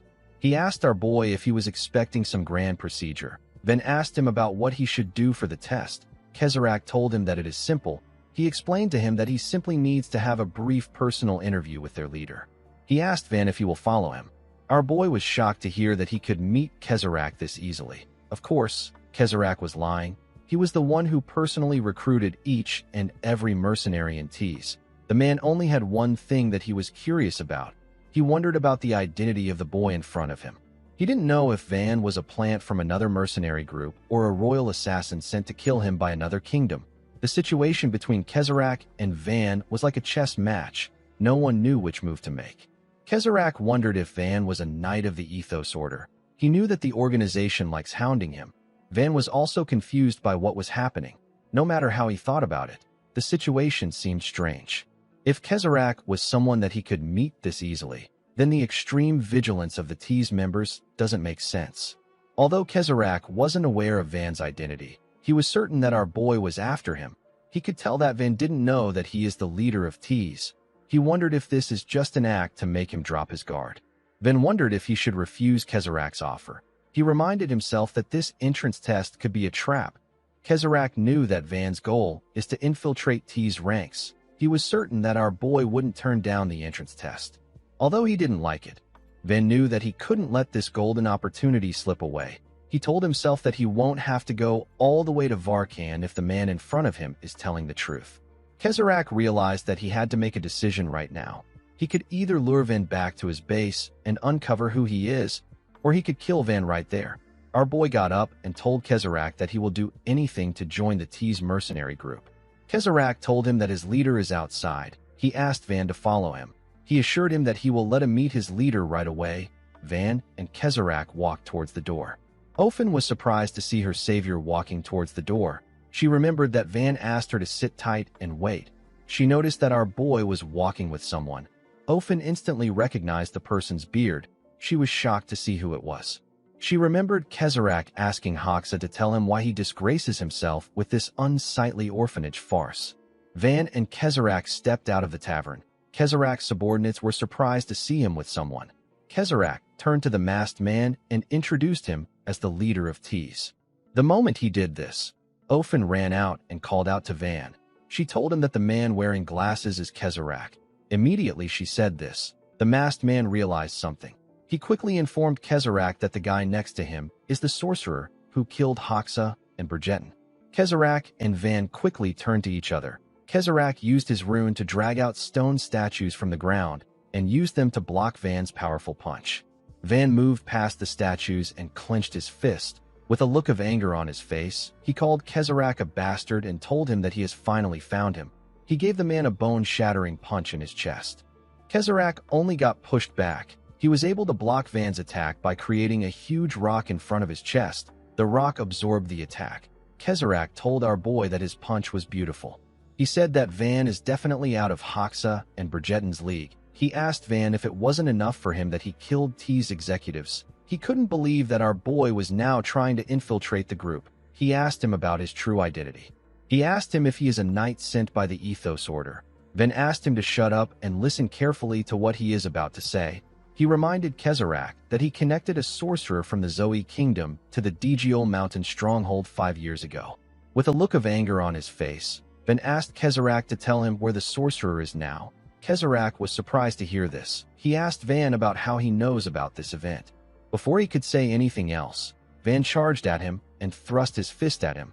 Kezarek quickly brought out an incomplete statue from the ground and used it to block our boy's attack.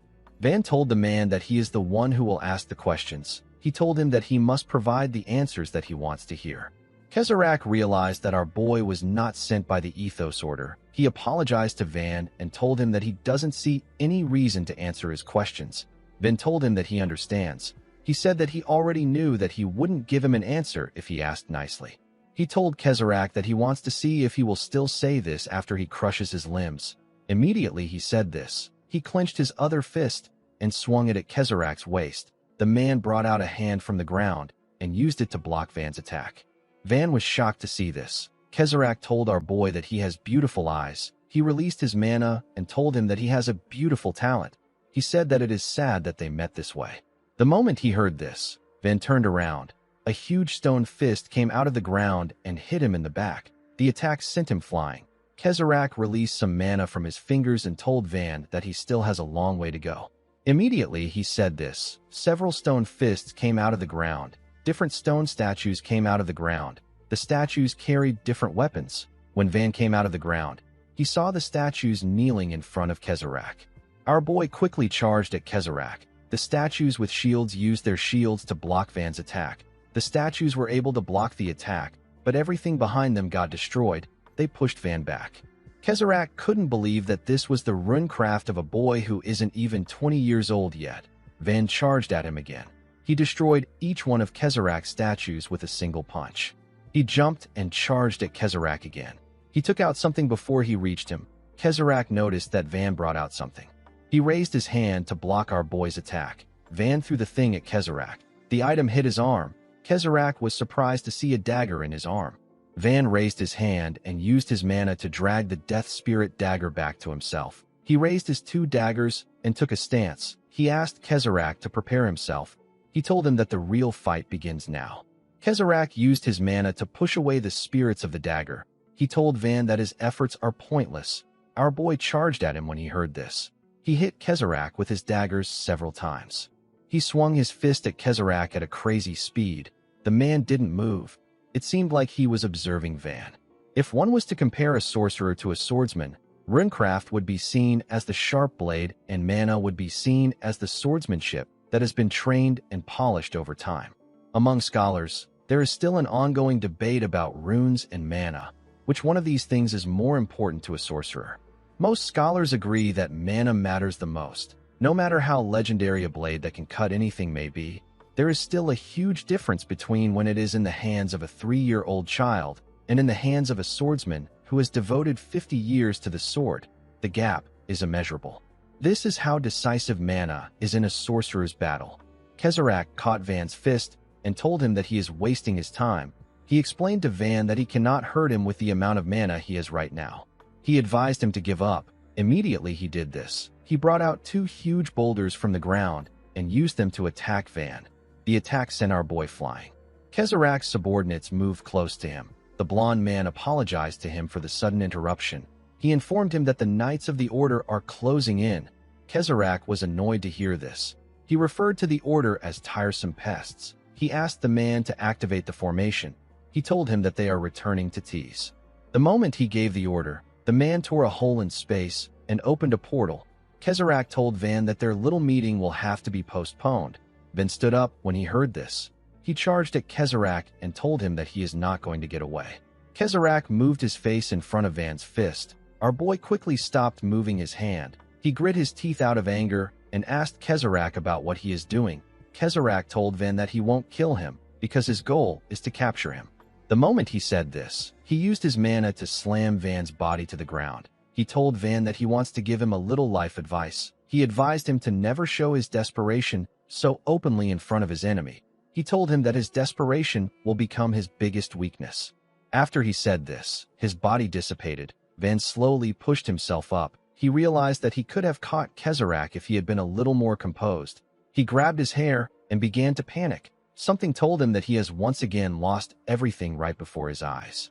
Van said that he is sorry multiple times. He said that everything happened because of him. Immediately he said this. The dead bodies of Linda and her family appeared next to him. This creepy version of Linda asked him if everything will be okay just because he says sorry. Van told her that he is not giving up. He begged her to give him one more chance. He asked her not to look at him with her sad eyes. When they arrived at their headquarters, Kezrak sat down. He ordered the blond man to gather every captain and executive. The man asked him if he plans to start an all-out war with the Ethos Order. Kezrak said that he isn't. He remembered how he blocked Van's fist. He saw that his hand was heavily injured. He told the blond man that he wants every piece of information that they can find on the boy that he just met. The scene shifts, and we are taken back some minutes earlier. We see Ofen staring at Kezrak. Her eyes were filled with pure hatred. She couldn't believe that she was looking at the man who truly caused the death of her loved ones. She remembered Hoxa and her siblings. She clenched her fist out of anger. Blood poured out of her hand. Kezrak's subordinate appeared behind her and asked her if she knows who she is glaring at with such disrespectful eyes. Ofen was shocked to hear his voice. The man hit her in the neck. Ofen slowly fell to the ground. She wanted to call out to Van, but she was unable to raise her voice. She ended up losing consciousness. A while later, we see the girl slowly open her eyes when she heard someone calling out to her. Van asked the girl to wake up. Ofen quickly raised her head up. She was surprised to see her savior next to her. Van told her that she has incredible luck for her to still be alive. The girl asked him if he killed Kezarak. Van informed her that he lost the man. He told her that Kezarak ran away. Ofen was sad to hear this. She didn't like the fact that she was unable to do anything this time around. Van reminded her that he has no plan to babysit her. He asked her to get up now if she wants to follow him. Ofen got up and asked our boy about where they are going. Van told her that they are going to the Varkan kingdom. He said that there is a good chance that Kezarak fled there. He told himself that he has drowned in despair for 1,000 years. He said that this is enough for him. Instead of wasting his time, our boy chose to move forward. He told himself that his revenge is not over yet. He said that the operation was not a complete waste of time. Due to Kezarak's reaction, our boy became certain that the hooded sorcerer was from the Zoe kingdom. He knew that he had to catch Kezarak to get more information about the sorcerer. The moment he thought of this, someone called out to him and Ofen and asked them not to move. Immediately he said this. A bunch of knights surrounded them. A blonde knight with amazing hair drew his sword and said that they are a knight order dispatched from the Ethos Order. He said that they will be conducting some checks and questioning. He asked Van and Ofen to cooperate with them. Van recalled that he had heard of the Ethos Order. The Ethos Order is an order based in the Awana Kingdom that trains and maintains its own Knight Corps. This was how Van's father-in-law described the order to him. Our boy apologized to the blonde knight and told him that he cannot comply. He explained to him that he has a long road ahead of him. The knight took out a red orb and told Van that he only has to take a simple test. He asked him to simply place his hand on the device and stay still. Van asked him if he expects him to lay his hand on some device when he doesn't know what it does. The knight told him that things will become troublesome for both sides if he continues to act uncooperative. He asked Van if he is certain that he wants to continue acting this way. Our boy became angry when he heard this. He wondered if he should just kill the knights. He quickly realized that this would just make his problem bigger. Someone called out to the knight whose name is Pollen and asked him to stand down. He told him that Van is not Kezarak. Pollen was surprised to see the old knight. He referred to him as Commander. This man with the eye patch is the Knight Commander of the Ethos Order. His name is Hugh Zainal. Pollen told Hugh that they still haven't verified our boy's mana. The commander seemed disappointed with Pollen when he heard this. He asked him if he didn't feel Kezarak's mana clashing with another person's mana on his way there. The fact that a boy was left alone amid the traces of a fierce battle and there was a faint mana coming from him is weird. Hugh told his knight that our boy's mana matches perfectly with the mana that was clashing with Kezarak's own. He said that Kezarak probably broke away in the middle of the battle and left Van behind at the scene. The commander smiled and asked our boy if he is right. Van didn't give him a reply. Hugh laughed and told Pollen that a report actually came in. He revealed to Pollen that Kezarak has returned to T's main base. Pollen was annoyed to hear this. He told his commander that he should have mentioned this first. Hugh collected the orb from him and apologized to Van. He explained to him that Kezarak has a rune that lets him alter his appearance. He said that they cannot tell him apart without the mana reader in his hand. He asked our boy to understand them. Van told the commander that he will be leaving now since the misunderstanding has been cleared up. Immediately our boy turned around. Hugh asked him if he wants to kill Kezarak. Van was surprised to hear this. He stopped moving and turned to the man. Hugh explained to him that he has seen people with eyes like his own, eyes that are consumed by revenge and hatred, the eyes of a boy who has fallen into a deep, dark abyss. Hugh stretched out his hand and told Van that they share a common enemy if the person he is staring at with his eyes is Kezarak. He asked Van if he is willing to join forces with them in order to take down their mutual. Pollen was shocked to hear this. He called out to his commander and asked him about what he is saying. Hugh asked him if there is a problem. He asked him if anyone in their cult has actually faced Kezarak in battle, or if there is anyone who knows the full scope of his other runecraft. Pollen told him that this has never happened. Hugh explained to him that Van is the only person who has fought Kezarak directly. He said that our boy is a very valuable source of first-hand information. He turned to Van and asked him if he is interested. He told him that it is better for them to work together. Van declined his offer. He said that he has no reason to trust them. Hugh smiled and revealed to him that they have detailed information on T's and they know Kezarak's next destination and movements. Van was shocked to hear this. Hugh laughed out loud and told our boy that he can tell from his reaction that he doesn't know about Kezarak's movements. He asked him if he now finds his offer tempting. Van was annoyed to see the commander laughing. He realized that the order will have plenty of information on Kezarak that he doesn't know. Ofen called out to our boy to hear his opinion. Van said that he doesn't like this situation at all, but he has no other choice. The scene shifts, and we are taken to the temporary camp of the Ethos Order Knight Corps. Inside the commander's tent, we see him looking at a torn picture. He remembered the face of a man whose body was covered in tree branches. The man was holding a severed head. He referred to Hugh as grandfather. He asked him if he just arrived. The moment he remembered these words, Hugh snapped back to reality. He realized that he managed to forget about the man for a while. He didn't expect that he would meet someone with the same eyes as his grandson's own. He wondered about what Van has been through for him to have such terrifying eyes. The moment he thought of this, someone asked him if he can enter the tent. Hugh asked him to come in. The person turned out to be Van. Our boy told the commander that he heard he asked for him. Hugh apologized to him for disturbing him while he is resting. He told Van that he is not doing anything complicated. He asked our boy to place his hand on a red orb in the middle of a dragon's chest. He explained to him that the monster is a mana meter that measures a sorcerer's mana. He asked Van if he is familiar with the divine tier system of the Aiden continent. Across every kingdom on the continent, sorcerers are subjected to mandatory mana measurements and identity registration for systematic oversight. This is known as the divine tier system. It measures total mana and assigns a rank accordingly. The rank starts from the lowest, which is the 13th divine tier, and it goes up to the highest, which is the 1st divine tier. Hugh told Van that he wants to know the level his ally is at since they will be fighting with their backs to each other from here on out. Van believed that the man had a valid point. He believed that it was better for him to know where he stands on the continent right now. He placed his hand on the red orb. Immediately he did this. The meter opened its eyes and began to scream.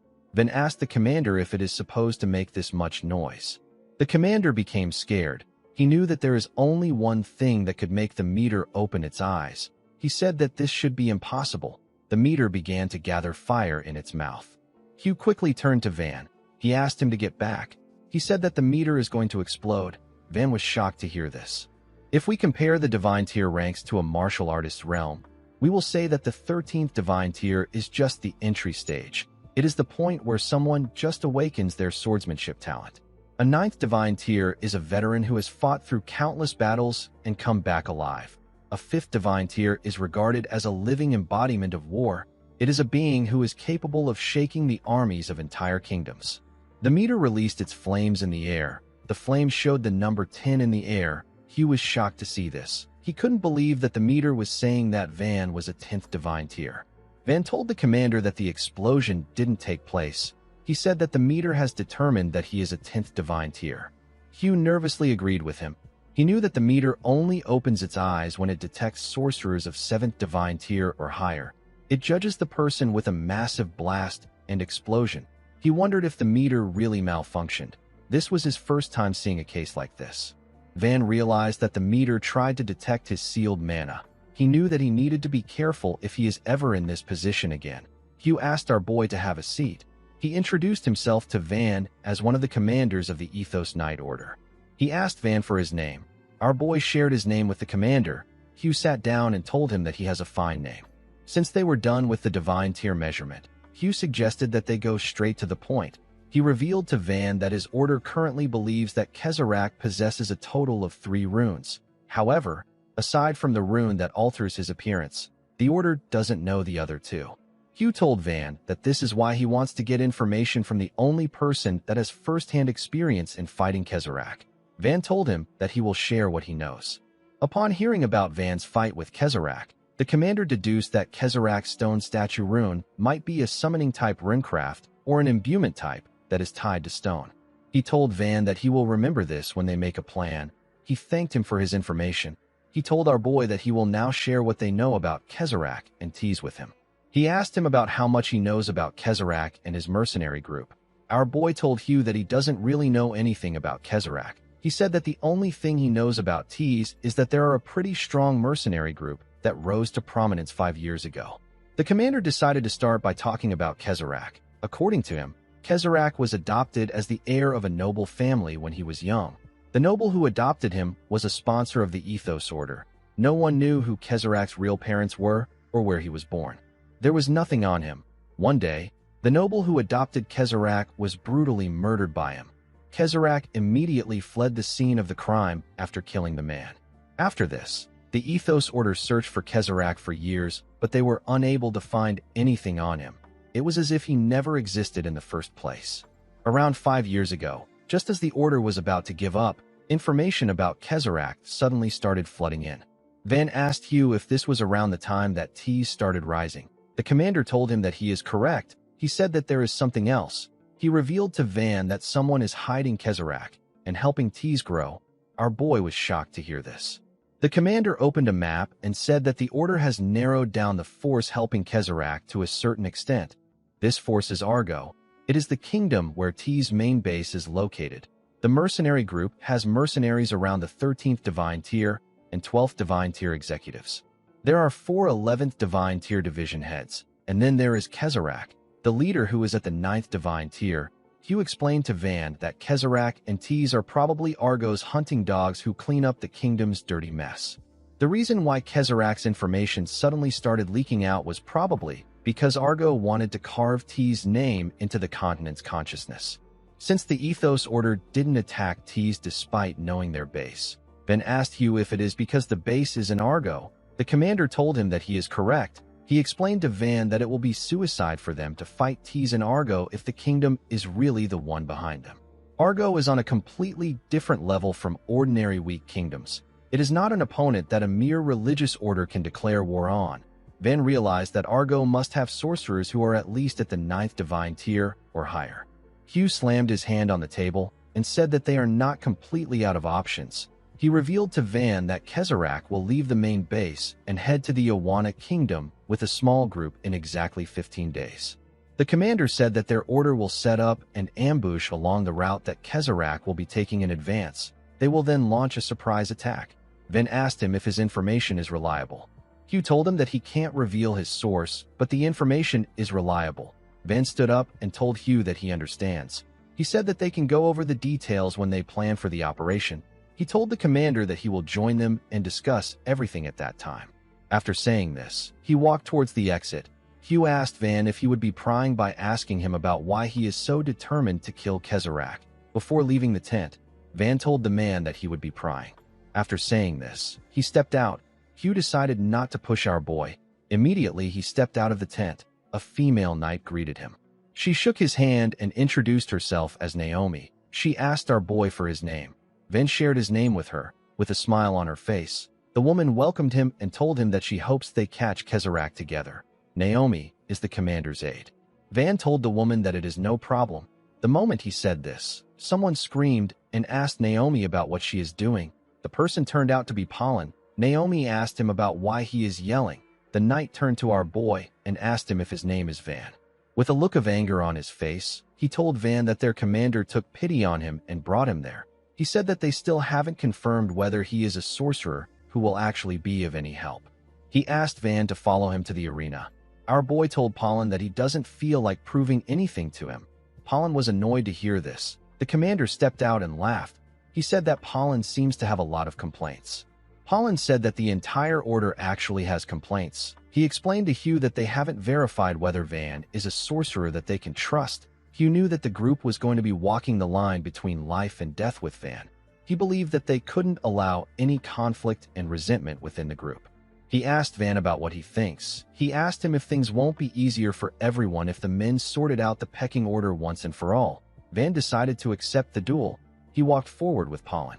Naomi said that she doesn't understand why Pollen is so worked up. The commander smiled and said that this just means that Pollen cares very much about the knights. Naomi asked her commander about Van's divine tier. Hugh laughed and revealed to her that our boy is at the 10th divine tier. Naomi also laughed when she heard this. She quickly became shocked. She couldn't believe that Van was a 10th divine tier. At the arena, we see several knights gather around the stage. Van and Pollen were on the stage.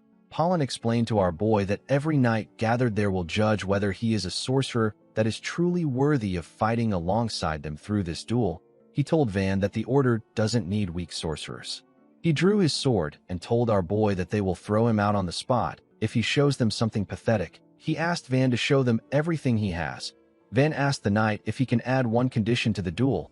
Pollen did not expect to hear this. Before he could say anything, the referee asked them to begin. The moment he heard this, Van charged at Pollen at a crazy speed. He swung his leg at the man's head. Pollen was able to block the attack with his sword, but he got pressed down. The impact of the attack shattered the stage.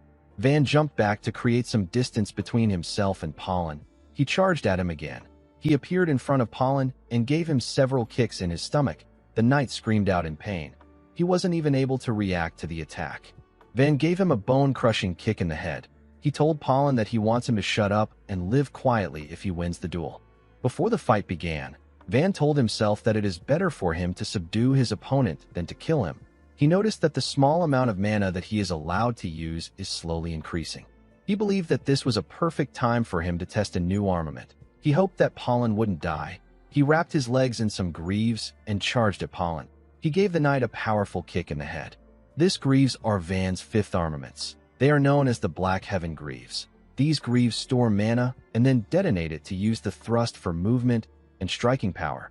The explosion power is equal to the amount of mana stored. The scene shifts and we see Pollen wake up on the ground. When he looked around, he saw that they were already at night. The knights all gathered around a huge fire. When Pollen raised his head up, Naomi informed him that they are taking a short break on their way to the operation site.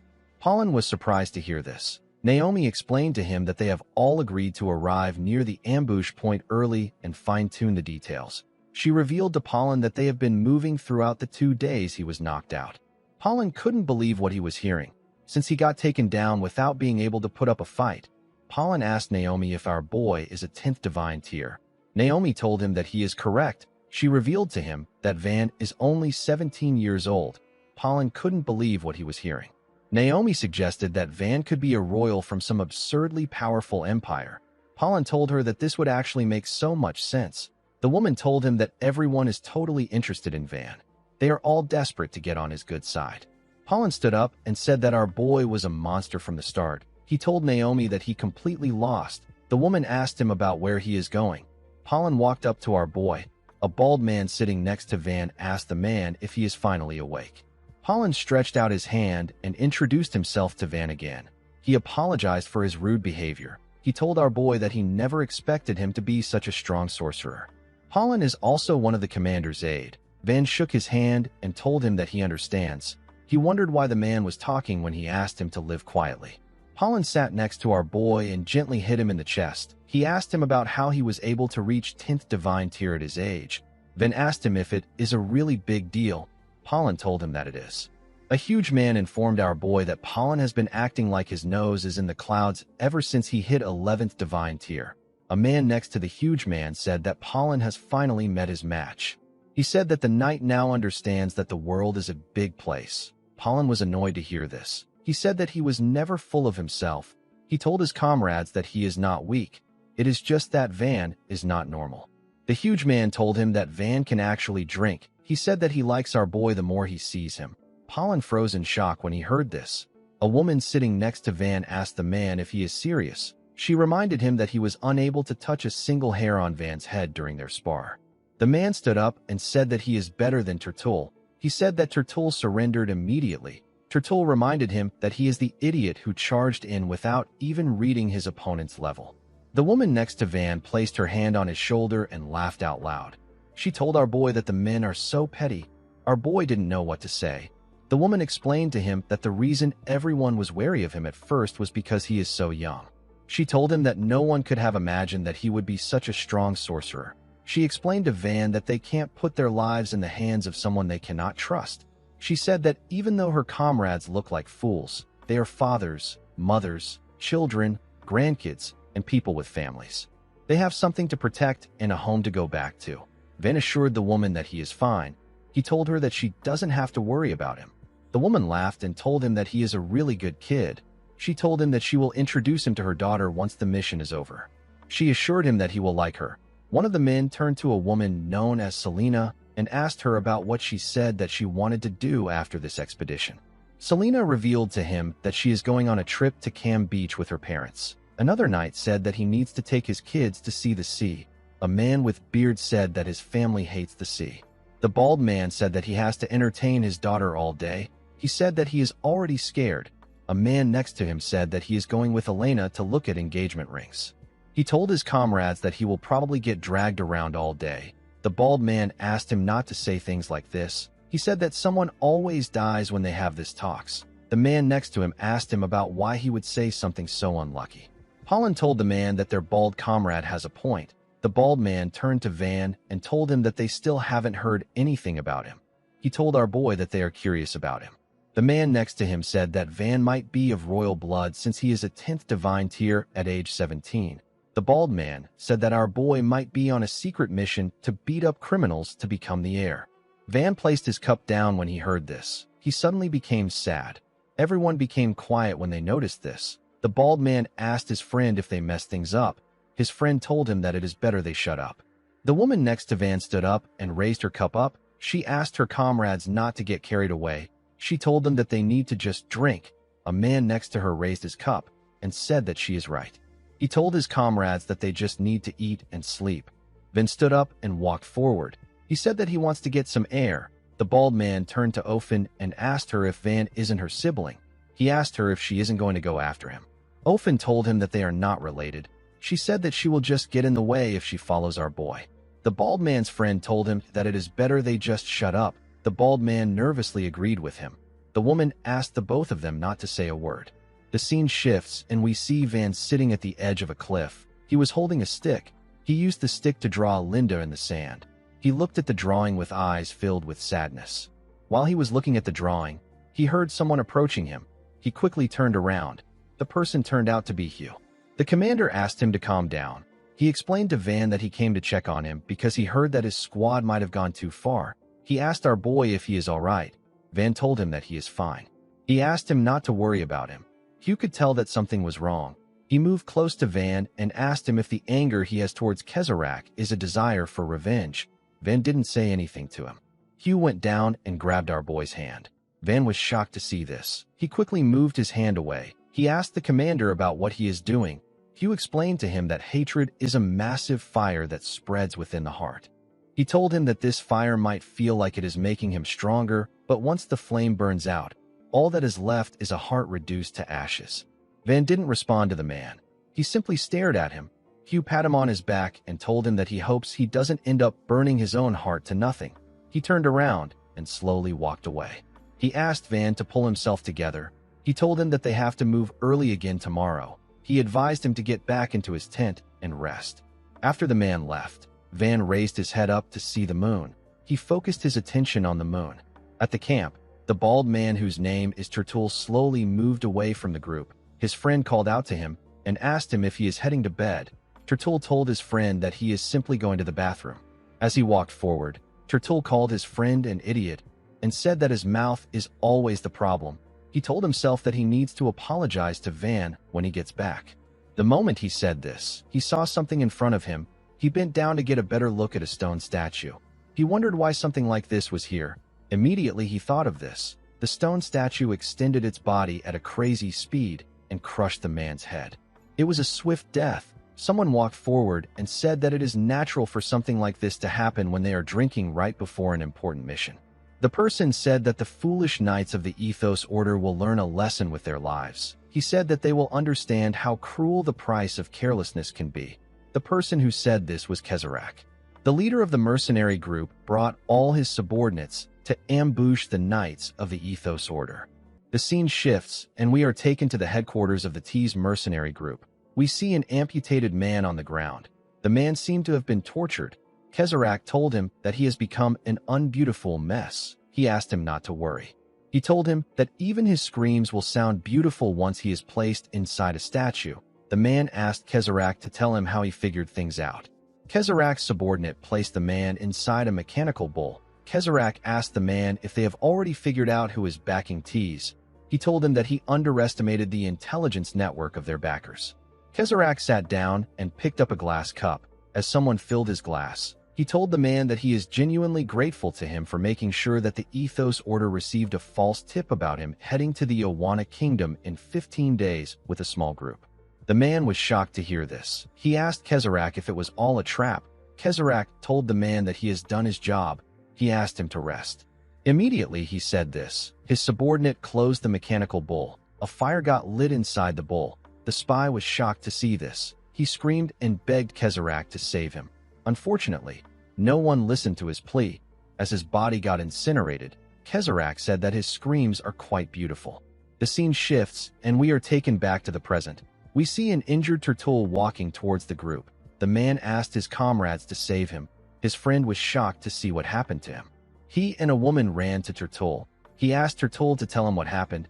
He said that they need to stop his bleeding. Turtul told them that they need to be careful. The woman asked him about what he means. The moment she asked her question, Kezarek removed his shape-shifting rune and slowly revealed his face. He told the woman that she needs to be careful of him. Turtul's friend was shocked to see this. A loud explosion instantly took place in the area. The other members of the Ethos Order were shocked to hear the sound. Kezarek walked out of the shadows with his body covered in blood. He was holding the head of Turtul's friend. His comrades were behind him. He ordered them to kill everyone. He said that he wants them to take out everyone. The members of Tees quickly charged at the knights. The knights were shocked to see that they were being ambushed. They quickly put themselves together and charged at the mercenaries. The knights fought with all their strength, but the mercenaries were overpowering them with their runes. The knights were getting pushed back. The commander ran out in his armor when he heard the commotion. He asked his knights about what is happening. Pollen informed him that they are being ambushed by Tees. He told him that they need to retreat. Hugh didn't understand what was happening. He wondered about how the mercenaries knew about their position. He quickly realized that he had entered a trap. Pollen didn't understand why his commander wasn't giving them any orders. He told him that they don't have time to waste. Hugh told the man that it is already too late for them. He explained to Pollen that the spy they planted in Tees must have gotten exposed. He said that the information about Kezarek heading to the Owana Kingdom was a trap to lure them in. He told his aide that Tees must have already surrounded the entire area if they were the ones who set the trap. While screaming at the top of his voice, Hugh told his subordinates that they won't be saved by blindly running away. He said that they can't let this situation turn into a total annihilation no matter what happens. He ordered Naomi and Pollen to retreat to the south and report the situation to the Order. Pollen asked him about what is going to happen to him and the rest of the squad. The commander said that they will be moving north to buy them as much time as they can. He asked his subordinates to break through the encirclement and go straight to the Order once they get the chance. Pollen told his commander that this is too reckless. He told Hugh that they will all be dead before reinforcement arrives. Hugh called out to Pollen and released his energy. He told the man that he is counting on him. Pollen was shocked to hear this. He understood what his commander was trying to say. He clenched his fist out of anger and turned around. He ran into the forest with Naomi. Hugh turned to one of his men and apologized to him. He explained to him that he will need to stay behind because he is not the fastest person. The man with the scar on his head asked his commander not to say this. He asked Hugh to tell him who will stay with him if it isn't him. This man is another one of Hugh's aide. His name is Alberto. Hugh told his subordinate that he is always reliable. He drew his sword and cleared his throat. While screaming at the top of his voice, Hugh ordered his knights to get into a scythe-slash formation. The knights instantly composed themselves and got into the formation. They all pointed their blades at their enemies. Their bodies seemed to be covered with Hugh's mana.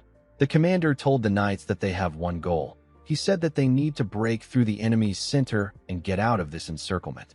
He told his men that death is not an option. He told them that they are all going to go back home alive. The knights became fired up when they heard this. They charged at their enemies with their commander. The scene shifts, and we see Pollen and Naomi running in the forest. Before they could get far, two people landed in front of them and destroyed the ground. Pollen quickly stopped Naomi from moving forward. One of the mercenaries said that Kezarek was right about some knights running in the opposite direction. The man with a weird hair and mustache called Pollen and Naomi sneaky brats. His comrade, who looks like a monster, asked them if they're trying to run away after getting everyone worked up. The man with the weird mustache is a division head in the mercenary group. His name is Mach. The other man is also a division head. His name is Parkle. Naomi recognized the two division heads. She asked Pollen about what they are going to do. Pollen told her that they have no choice but to fight. Parkle asked them about what they are whispering about. The moment he said this, his hand transformed into hundreds of hands and grew bigger. He used his huge hand to hit Pollen. Pollen coughed out loud. The attack sent him flying. Naomi was shocked to see this. She called out to her comrade. Manch instantly appeared behind her with two bodies. He asked her if she is ignoring him. The woman quickly turned around. Manch and his clone took out their weapons and swung it at the woman. Naomi instantly drew her sword and used it to block the attacks. Unfortunately, she got pushed back and she lost her balance. Manch told her that she is pathetic. He thrust his weapon at her and asked her to die. Before his weapon could touch her, it got stopped by someone. Naomi was shocked to see who it was. The person turned out to be Van. Our boy dragged the sickles close to him. The original Manch was able to pull his sickle out and escape from Van's grip. Van instantly covered his leg with the Black Heaven Greaves and gave the clone a kick in the head. He beheaded the clone with a single kick. Naomi and Manch were shocked to see this. With a scary look in his eyes, Van asked the woman to explain what is going on. Manch quickly took out a strand of hair from his mustache and blew on it. This strand instantly turned into a clone. The clone was holding a sickle. Manch possesses the clone rune. It grants him the ability to pluck out a body hair and infuse it with mana to summon a clone of himself. Manch and his clone charged at Van. Manch called our boy a filthy rat bastard. Van grabbed Naomi's sword and asked her if she can borrow him the sword. He raised the sword and pushed it into the sickles. This allowed him to stop Manch and his clone and hold them down. Van jumped up and swung his Black Heaven Greaves at Manch with a large amount of energy. He crushed the clone's body in an instant. Manch was able to move away before our boy could crush his body. He couldn't believe that his clone went down so easily. Parkle laughed out loud and said that it has been forever since he has seen a body this tempting. His body slowly mutated into hundreds of hands, eyes, and mouths. Parkle possesses the fusion rune. The rune grants him the ability to fuse stolen body parts with his own body. It is only limited to living creatures. Parkle's fist became huge. He thrust it at Van. Our boy quickly jumped back to dodge the attack. Parkle instantly closed the distance between them. He swung his fists at Van and tried to crush him. Van was able to dodge the attack, but he lost his balance. Parkle quickly used this opportunity to launch a barrage of blows at him. Unfortunately for him, his attacks were quickly stopped. Van caught his hands and stopped him from moving. He jumped and gave Parkle a powerful kick in his stomach with his greaves. He moved back and charged at Parkle again. He gave him a powerful punch in his chest. He asked the creepy man to get lost. He made his attack faster and landed several punches on Parkle. His blows were destroying the man's body. Unfortunately, Parkle was regenerating his body. He laughed and told Van that his attacks actually hurt. The moment he said this, Manch and his clones charged at our boy from behind. Van could sense the presence of the clones. He knew that the person with a different amount of mana is the real person. When he turned around, his eyes released a red glow. This is Van's second manifested armament. It is known as the Truth Eye. It allows his eyes to perceive even the faintest mana that is undetectable to normal senses. Our boy gave the clones who got close to him a powerful kick in the head and pressed their bodies to the ground. The clones got destroyed when they received the attack. Van went down and pushed himself forward at a crazy speed. He grabbed Manch's leg. He wrapped his legs around the man's leg and pushed him down. Manch screamed and asked Van to let go of him. Our boy asked him not to worry. He told the division head that people make really good crutches these days. Manch was able to escape Van's grip. Unfortunately for him, our boy took one of his legs. Manch became scared. He felt like he was looking at a demon. He was certain that no one mentioned that the Ethos Order had a sorcerer as strong as Van. Naomi informed Van that his opponents are division heads from the T's mercenary group. Van asked her about what T's members are doing there. The woman explained to him that the information about Kezarak heading to the Owana Kingdom was a trap. She told him that Commander Hugh and the others are fighting Kezarak right now. Pollen got up and drew his sword. He asked Van to go where their commander is. Naomi asked her comrade if he is okay. The injured knight placed his hand on Van's shoulder and asked him if his target isn't Kezarak. He told him that he just needs to keep heading north. He asked our boy to go right now. He told him that the commander is probably pushing the enemy farther away. Van told Pollen that the two division heads are not opponents that they can handle on their own. He told him that he will regret it. Pollen smiled and said that he won't. He activated his rune and covered his sword with some yellow lightning. He told Van that he has already beaten them half to death. He took a stance and said that he didn't become a knight to mooch off some kid. He asked Van to go now. He told him that he might really lose his target if he wastes his time there. Van was a bit hesitant to leave. He turned around and said that he is leaving. Naomi took a stance and joined her comrade. Pollen told her that she is going to look pathetic if she dies while trying to look cool. The woman told him that his mouth is always the problem. Pollen pushed his lightning forward and smiled. He said that this is a do-or-die situation. He told Naomi that they can do this. The scene shifts, and we see Kezarak telling someone that something is unfortunate. He told the person that his tactic was truly beautiful. The knights used a strategy that looked like they were splitting into 3 different columns to break through their enemy. However, the central column led by Hugh pierced straight through the middle in an instant while the right and left columns protect them. This should have allowed the knights to disrupt the enemy's formation and escape the encirclement. Kezarak told the commander that it was a tactic that fit his rune perfectly.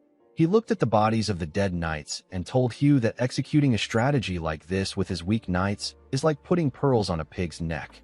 He explained to the commander that none of his knights were sorcerers capable of receiving his rune properly. He said that it is truly unfortunate. He looked at the injured commander and told him that he should have stayed glued to Leon Sapphire's side. He said that this is such an unbeautiful ending. Hugh had lost one of his arms. Alberto and a woman next to him tried to push themselves up to help their commander. Before they could do anything, someone cut off their heads. Hugh screamed when he saw this. Kezarak turned around and asked his subordinate to send Hugh off beautifully. He said that the commander was a fine knight. The blue man with 2 horns told his lord that he understands. Hugh watched the man raise his sword. He looked the man in his eyes. He didn't flinch even when he saw the man's sword coming close to his neck. Hugh closed his eyes. He looked as if he regretted something. Before the man's sword could touch the commander, a huge monster-like vehicle hit him and sent him flying. The commander was shocked to see this. Kezarak was also shocked to see this. When the monster landed on the ground, we see Van on it. The monster looked like a bike created by our boy. Van referred to Kezarak as his self-proclaimed life mentor and told him that he didn't expect to see him so soon. The vehicle laughed out loud when it heard what Van said. The scene shifts, and we are taken to the past. We see Van place his hand on the ground. Although it was faint, he could feel mana coming from the north. He could feel Kezarak's mana. He realized that Kezarak was way too far for him to catch up. He knew that he had one thing that would help him catch up in one shot. He just didn't like the thing because it was loud. He activated his rune and opened a portal. Something slowly came out of the ground. The creature laughed and said that it has been ages since it smelled the crisp air. It fully came out of the portal and greeted its master. It asked Van if he cut his hair again. This thing is the 6th manifested armament. It is known as the Black Spirit Carriage. It is a monster that lives by consuming living creatures as fuel. Its top speed is close to the speed of sound. Van got on the Black Spirit Carriage and asked it to shut up and move. The scene shifts, and we are taken back to the present. Kezarak wondered why Van was there. He remembered what happened a few days ago at his headquarters. His subordinate told him that he looked into Van just as he ordered. He said that Van is truly the person who killed the executives, but there is nothing on him. His birth, his past, and his identity is completely unknown. Kezarak was annoyed to hear that they didn't have any information on Van at all. He believed that this was impossible. He asked his subordinate to tell him what the Argo Kingdom said. The man told him that even the Argo Kingdom said that it is unlikely that Van is of noble or royal blood. Kezarak said that this makes things even worse. He couldn't believe that Van was at the 10th divine tier at his age, even though he is not a noble or a royal. With a look of anger on his face, Kezarak said that they need to nip Van in the bud now before he becomes a major obstacle for them. The scene shifts, and we are taken back to the present. Kezarak told himself that this situation is perfect. He wanted to get rid of all his annoying problems at once. He turned to a blue man whose name is Surfer and asked him to deal with Van. Immediately he said this. He felt some pain in his chest. Surfer asked him if he is all right. Kezarak coughed out some blood. He quickly realized that he was experiencing some side effects. He didn't think that the side effects would come at this time. He told Surfer that he will need to buy him some time. The man asked his boss to leave it to him. Surfer Ortega is one of the executives of Tease. The blonde man next to him told him that he will support Kezarak. This man's name is Azerny Rowe. He is also an executive of Tease. Ben asked the commander if he is all right. Hugh told Van that he can't handle these opponents on his own. He asked him to run. Van noticed that the commander's arm was severed and he was bleeding badly. He could tell that Hugh was physically exhausted and he had burned through a lot of mana. He wondered if it would be more efficient for him to abandon the commander and fight alone. He asked Hugh to tell him what his rune is. Before Hugh could say anything, Surfer swung his sword with a large amount of force. He destroyed the ground with his attack and filled the air with a large amount of dust. He asked Van if he has the time to stand around chatting. Van jumped out of the dust with Hugh on his black spirit carriage. Hugh asked Van to at least run away. The black spirit carriage asked Hugh to let go of his hand before saying something like that. Surfer gathered his energy around his huge sword and asked Van to tell him where he is going. He fired his attack at Van. Surfer possesses the wind rune. It allows him to freely manipulate natural wind or generate artificial wind using mana. His wind took the shape of blades as they got closer to Van. Our boy stopped running and turned the black spirit carriage around. As the wind blades got closer to him, they destroyed the ground. A huge monster suddenly came out of the ground. The monster was a statue created by Kezarak. The man told Van that he is not going to go easy on him this time. Kezarak possesses a stone statue rune. It allows him to use mana to shape stone into various statues and freely control the completed constructs. Van turned his black spirit carriage around and moved forward. He was trying to escape the wind blades and the monster. The black spirit carriage told him that his skills are still as good as ever. Van asked it to shut up. He noticed that Surfer was also chasing after him. The black spirit carriage called out to him and informed him that there is something up front. Van saw a huge hand coming out of the ground. He was able to use the black spirit carriage to dodge the hand before it hit them. He realized that he can't keep the black spirit carriage going for long with his current mana reserves. He wondered if he should abandon the monster and take out another armament. The moment he thought of this, the commander placed his hand on his shoulder. Our boy felt a sudden boost in his mana. He was surprised to see that his mana was recovering. Hugh told Van that he can tell that he has no intention of running. He told him that he will give him what he can. As a light shined in the middle of his forehead, the commander reminded Van that he asked him about what his rune is.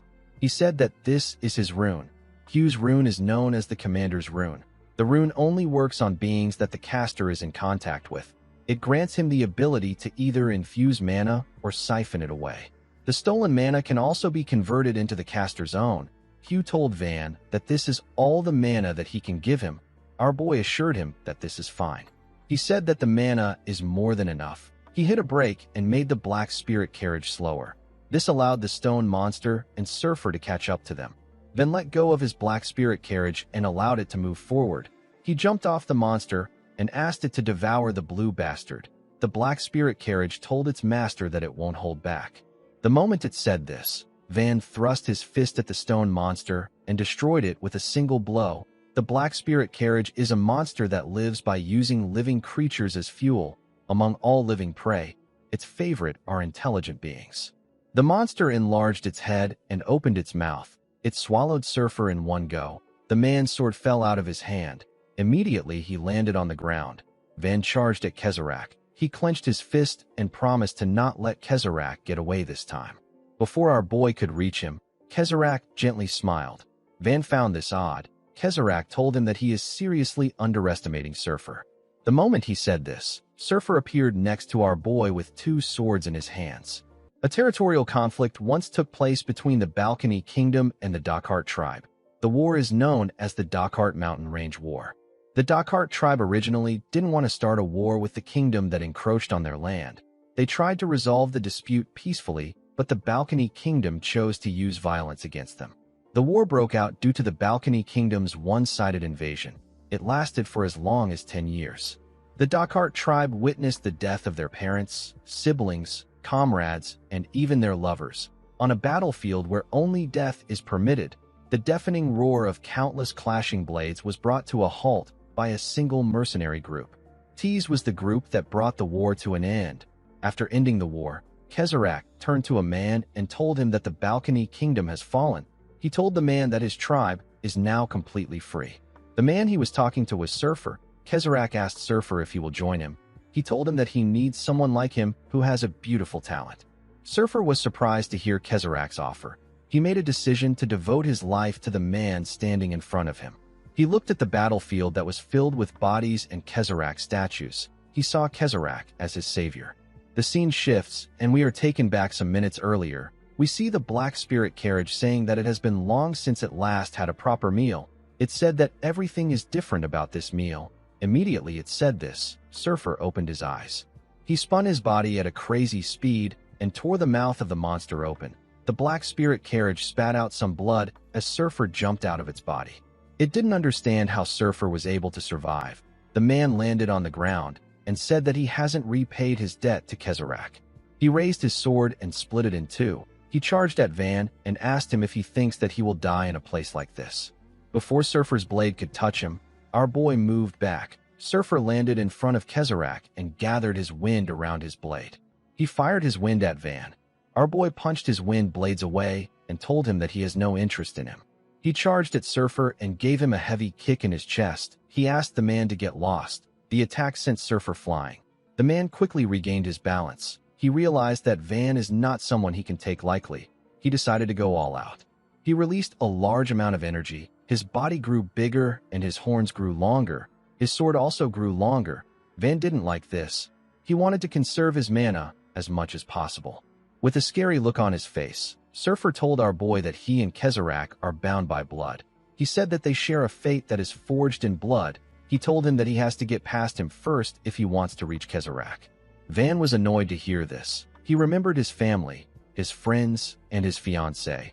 With a look of pure madness on his face, Van asked Surfer if he knows the person who owns the blood that he keeps speaking of. Surfer ignored him and spun his blades at a crazy speed. He threw them at our boy. The blades moved past him and destroyed the ground. Surfer put his hands together and placed them on the ground. The moment he did this, several tornadoes erupted from the ground. Surfer grabbed his blades and told our boy that there is nowhere left for him to run. He charged at him with his spinning blades.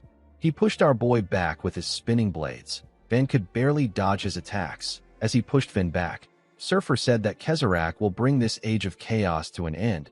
He said that Kezarek is a great man destined to usher in peace. He asked Van if he really believes that a nobody like him could ever harm Kezarek. As he spoke, a large amount of wind gathered around his body. His body began to spin at a crazy speed. He destroyed everything around him. This technique is known as the heavenly dance of the wind rune.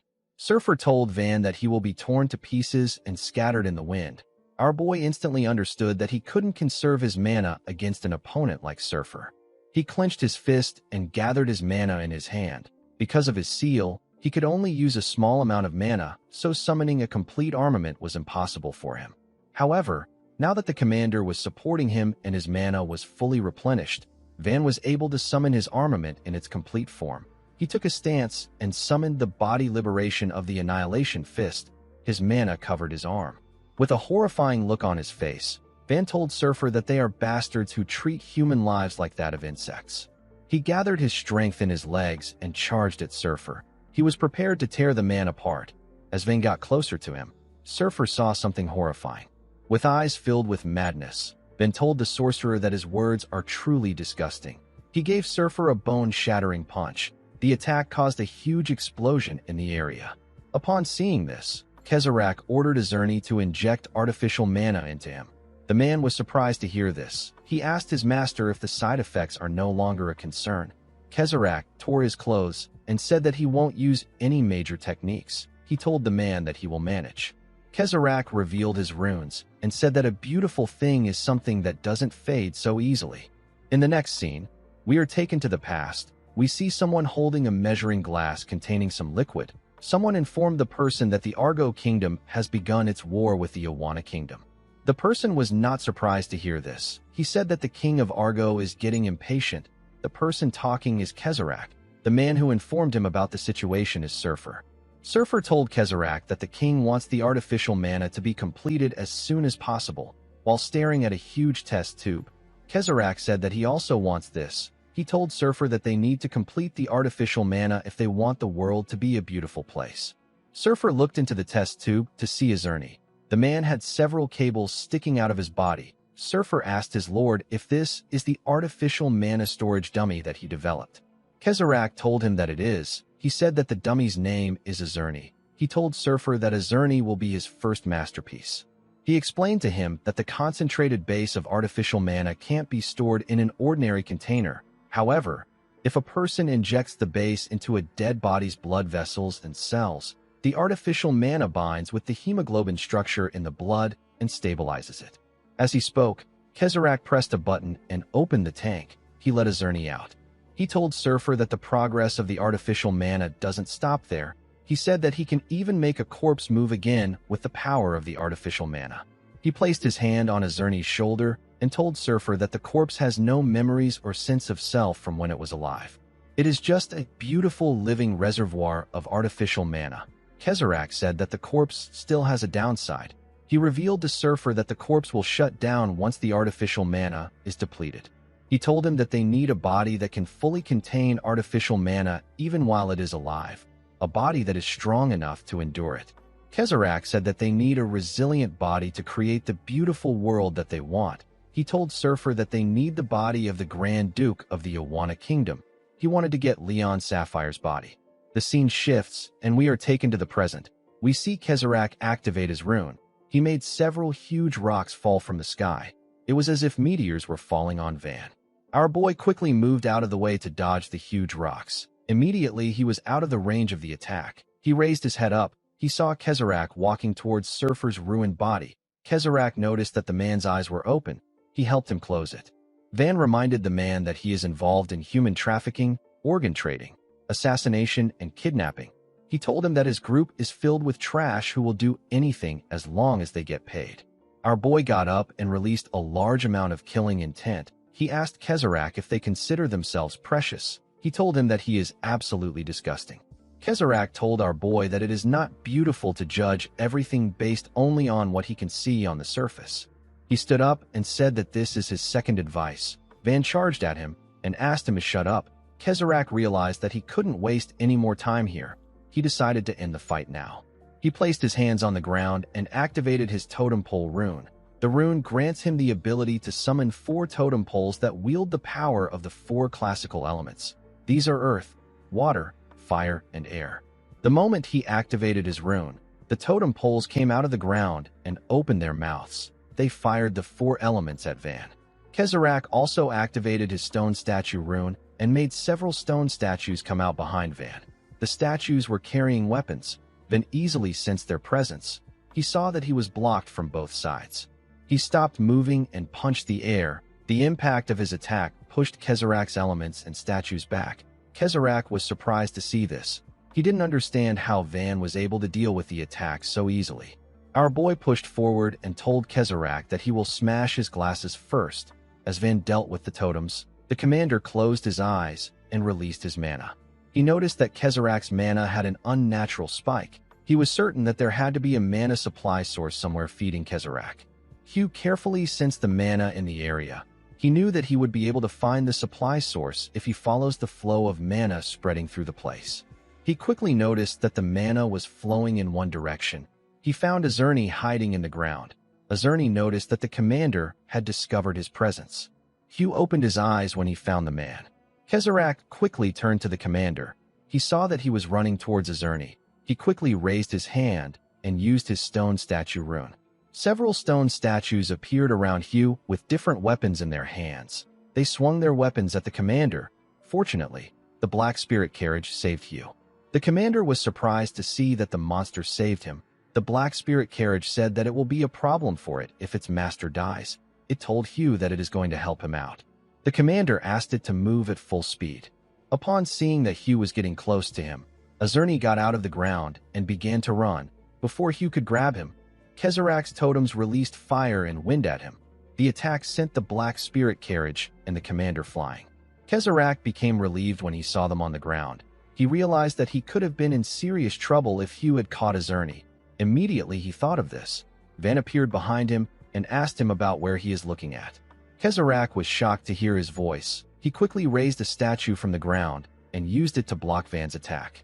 Kezarek was amazed by Van's strength.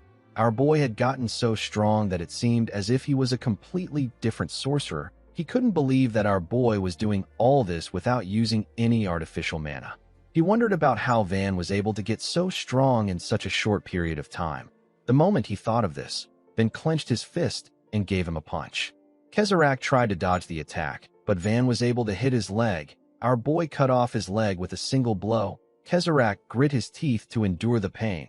He wondered if this kind of explosive growth is really possible. He quickly jumped back to separate himself from Van. He told himself that it doesn't matter how strong Van has become. He said that he will never lose as long as he has artificial mana. He quickly activated his stone statue rune. Before he could do anything, Hugh smiled. He remembered how his finger managed to graze Azerni's shoulder. He said that he is quite tenacious even though he looks like this. Immediately he said this, he activated his commander rune. The rune allows him to infuse mana into beings he is in contact with or siphon their mana away. He can also make the stolen mana his own. Hugh stretched out his hand and began to drain Azerni's mana. The man screamed out in pain as his mana got dragged out of him. Kezarak quickly turned around when he heard Azerni's voice. The moment he let his guard down, Van charged at him. Kezarak was able to dodge the attack by jumping back. He quickly used a technique known as secret passage wall surface. He made several huge barriers come out of the ground and block Van. Our boy appeared next to the man and told him that he won't be needing any crutches. With a scary look in his eyes, he told Kezarak that he will be dying soon. On the other side of the forest, we see Pollen and Naomi breathing heavily. Naomi said that Monch can't regenerate anymore. Pollen asked her if she is certain. The woman said that she can't sense any mana from them. She told Pollen that they are definitely dead. While he was breathing heavily, Pollen turned around when he heard a loud sound. Naomi said that the sound came from the place Van and their commander are. She asked Pollen if they shouldn't check it out. Pollen told her that everyone's sacrifice will be meaningless if they do this. He said that they need to make it back to the order. He and Naomi ran forward. A minute after they left, Monch opened his eyes and turned to them. The scene shifts, and we are taken to the headquarters of the Ethos Order. We see the building burning. We see a huge man standing at the top of a cliff. The man looked down and ordered his subordinates to prepare to move. He said that they are going to save Hugh Zainal. This man is Leon Sapphire, the head of the Leon household and the Grand Duke of the Awana Kingdom. A man walked up to Leon and informed him that there are no survivors. He said that they arrived too late. Leon ordered the man to prepare to move. The man bowed his head and accepted the order. The scene shifts, and we are taken back to Van. We see our boy give Kezarak a powerful blow in his chest. The attack sent him flying. Van moved close to Kezarak and picked him up. He asked him to tell him everything he knows about the sorcerer from the Zoe Kingdom. Kezarak smiled and called Van an idiot. He asked him about who he is talking to. The moment he said this, his disguise began to slowly fade away. The person Van picked up wasn't Kezarak. It was Azerni. Kezarak had used his rune to change the man's image. Before Van could do anything else, Kezarak activated his rune and made a huge stone fist come out of the ground. The stone fist hit our boy and sent him flying. As Van slowly got up, Kezarak slowly came out of the ground. He told our boy that he will give him one last piece of advice. He advised him never to let his guard down no matter how trivial the ability may seem. Van realized that when Kezarak raised the barrier, he hit himself and threw his subordinate out as bait. He stood up and told Kezarak that he has an amazing survival instinct. Azerni turned to Kezarak and begged him to take away the last of his artificial mana. Kezarak placed his hand on the man's body and told him that he did a good job. Immediately he said this, he drained Azerni's remaining artificial mana. The man's energy was completely drained out of him. Kezarak's body became bigger. He activated his stone statue rune and dragged the earth to his body. He made an armor with multiple arms and a huge hammer out of the earth. This form was made with the combination of all his runes. Kezarak told Van that he didn't expect him to force him to summon the Elemental Colossus. He told our boy that he acknowledges him. The Elemental Colossus is created when Kezarak summons a giant stone golem that wields the power of the four elements and merges with it. Hugh was shocked to see that Kezarak was using 3 runes at the same time. He knew that the mana needed for this is insane. With Kezarak's artificial mana, his power easily surpasses 9th divine tier. Kezarak hit his hammer on the ground and released a large amount of fire on Van. Van had to jump back to dodge the fire. He quickly charged at Kezarak again. He thrust his fist at the man when he got close to him. Kezarak swung his huge fist at Van and blocked his attack with ice. He raised his hand up and created several boulders in the air. He made the boulders rain on Van. Our boy had to quickly move back to dodge the boulders. Kezrak appeared behind our boy and used his fire hammer to hit him. The attack sent him flying. The moment he did this, he began to cough heavily. When he looked at his hand, he saw that it was filled with his blood. He realized that the side effects were starting again. He knew that he had to end the fight quickly. He told Van that it pains him to crush a talent as beautiful as his own. He said that it can't be helped. Van pushed himself out of the ground and told the man that he is funny. He asked him if he believes that he is winning. Kezrak asked Van to drop the bravado. He told him that he already knows that his mana has completely run dry. The moment he said this, a formation appeared beneath him. When the formation got activated, a portal was created. Kezrak was shocked to see a formation beneath him. He wondered about when Van managed to set this up. With a scary look in his eyes, Van asked Kezrak if he thinks he was just running around without any plan. While fiercely moving to avoid Surfer and Kezrak's pincer attacks, Van stained the tail of the black spirit carriage with blood. He was preparing to summon something. The countless corpses scattered across the battlefield and the blood soaking deep into the earth were more than enough to serve as sacrifices. At this very moment, all the spilled blood gathered together. Van raised his hand and revealed an odd object. He placed the object close to his chest. His clothes instantly disappeared. A large amount of eerie mana began to gather around him. Kezrak was shocked to see this. He noticed that he was in another world. He realized that this wasn't a formation. It was a rune art. He had never seen or even heard of an ability like this. Immediately he thought of this. His elemental colossus fell apart. He fell into a sea of blood. He was shocked to see that his artificial mana was completely gone, then landed on the ground in a long red robe. His hair grew longer, and the object that he took out was on his chest. This form is Van's seventh manifested armament. It is known as the Blood Jade. The wielder who offers sacrifices to summon the Blood Jade becomes the master of the Sea of Blood. With a terrifying look in his eyes, Van told Kezrak that he is the only one allowed to use mana in this sea of blood. The man couldn't believe what he was hearing. He had never heard of an absurd ability like this. Before he could do anything, he felt something in his hand. When he looked down, he saw several undead beings in the ground. One of them was eating his hand. Kezrak screamed and asked our boy about what is happening now. He quickly drew his hand out and jumped back. His body hit something before he could even run. When Kezrak turned around, he saw more undead beings. They all smiled at him. One of them asked him about where he is going. Kezrak instantly recognized the armors the undead beings were wearing. He realized that they were knights of the Ethos Order. He entered the sea of blood and began to run. The undead beings moved their grotesque body and chased after him. They surrounded him and asked him about where he is going. Kezrak screamed as the undead knights grabbed him. They told him that he will come with them. Kezrak begged them to let him go, then summoned a huge spear and said that this is an ugly sight. He told Kezrak that he brought it upon himself. The moment he said this, he gathered a large amount of mana into the spear and told the mercenary that he should have just left him alone. He threw the spear with a large amount of force. The spear hit Kezrak directly in his chest.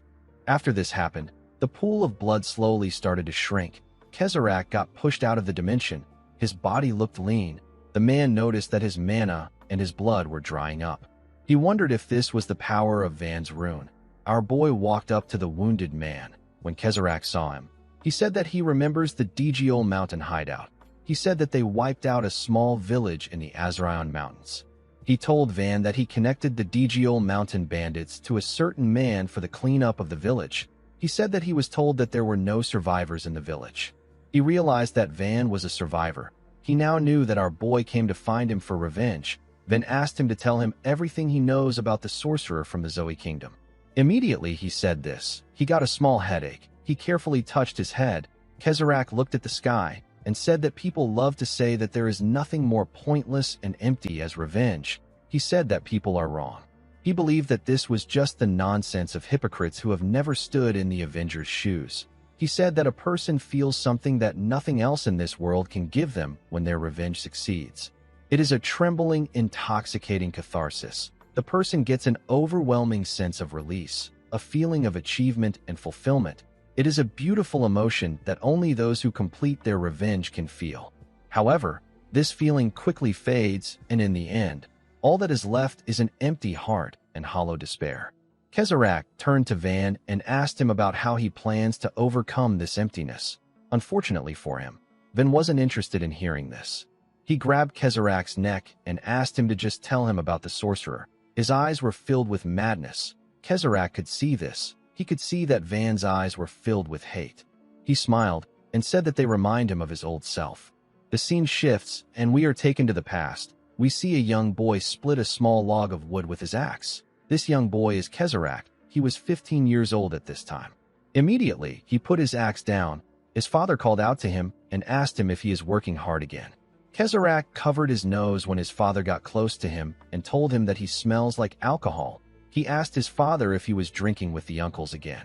The man laughed and said that he had to drink because his son is going to be a great sorcerer very soon.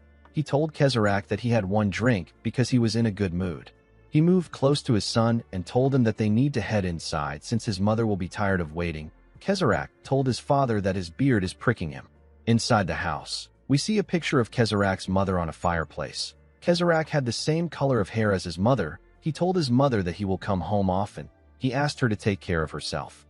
After he said this, his father called out to him and asked him not to lose his kind heart even when he grows into a fine sorcerer. He asked him to live his life doing what is right. He asked his son to do this for him and his mother. He asked him to promise that he will remain the same. Kezarak made a pinky swear with his father to promise him. The next day, we see a carriage standing outside Kezarak's house. Kezarak's father began to cry when he saw the carriage. Kezarak asked him to stop crying. The man said that it feels like he just saw him toddling around yesterday. He said that he cannot believe that his son is entering the military academy as the runner-up. Kezarak asked his father about where his tough look from yesterday disappeared to. The coachman asked Kezarak to get in the carriage. He told him that he will be late for his entrance ceremony if he doesn't leave soon. After his son entered the carriage, the man asked him not to forget their promise. He asked his son to stay healthy. Kezarak smiled and asked his father to take care of himself. As the carriage moved forward, the man waved to his son and told him that he will live long enough for him to make it big and buy them a house in the capital. Kezarak laughed and told his father that he will come home often. After the carriage left the area, the man cleaned his tears. He couldn't believe that he was crying in front of his son. The moment he thought of this, he noticed that someone was behind him. When the man turned around, he saw two huge men. The men were dressed like knights. The scene shifts, and we see the coachman take Kezarak to the entrance of a mansion. Kezarak told him that this isn't the military academy. The man asked him to come inside for a moment. When Kezarak entered the mansion, someone welcomed him. He told him that he has been waiting for him. He grabbed Kezarak's hand and told him that he heard that he has a rune that lets him change his appearance into anything. He asked Kezarak if this is true. The boy nervously said that it is. He asked the man if this is the military academy. The man smiled and told Kezarak that he canceled his enrollment. He told the boy that he is going to be adopted as his son and assist him instead. Kezarak was shocked to hear this. With a creepy smile on the man's face, he said that his beautiful artistic inspiration isn't what it used to be. He told Kezarak that he will become the perfect muse with his ability. Kezarak told the noble that he doesn't really understand him. The man said that peasants truly can't understand words. He ordered his subordinate to bring something. The man threw someone in front of Kezarak. The person turned out to be his father. The noble asked someone to hold Kezarak's father down. He said that he is struggling again. He told Kezarak that he simply needs to help him for 10 years. He assured the boy that he will forge a certificate saying that he graduated as the top student in his class and allow him to go free after 10 years. As he spoke, someone held Kezarak down. The man told the boy that he can become a proper sorcerer and spend the rest of his life happily with his father after he provides the services he needs. With a creepy smile on his face, the noble told Kezarak that he will tear his father's limbs apart and shove it down his throat if he dares refuse. The boy was horrified to hear this. He asked Kezarak to decide quickly. Kezarak's father asked him to run. The boy asked the noble if he will only help him for 10 years. The noble smiled and said that he is the archbishop of the Ethos Order.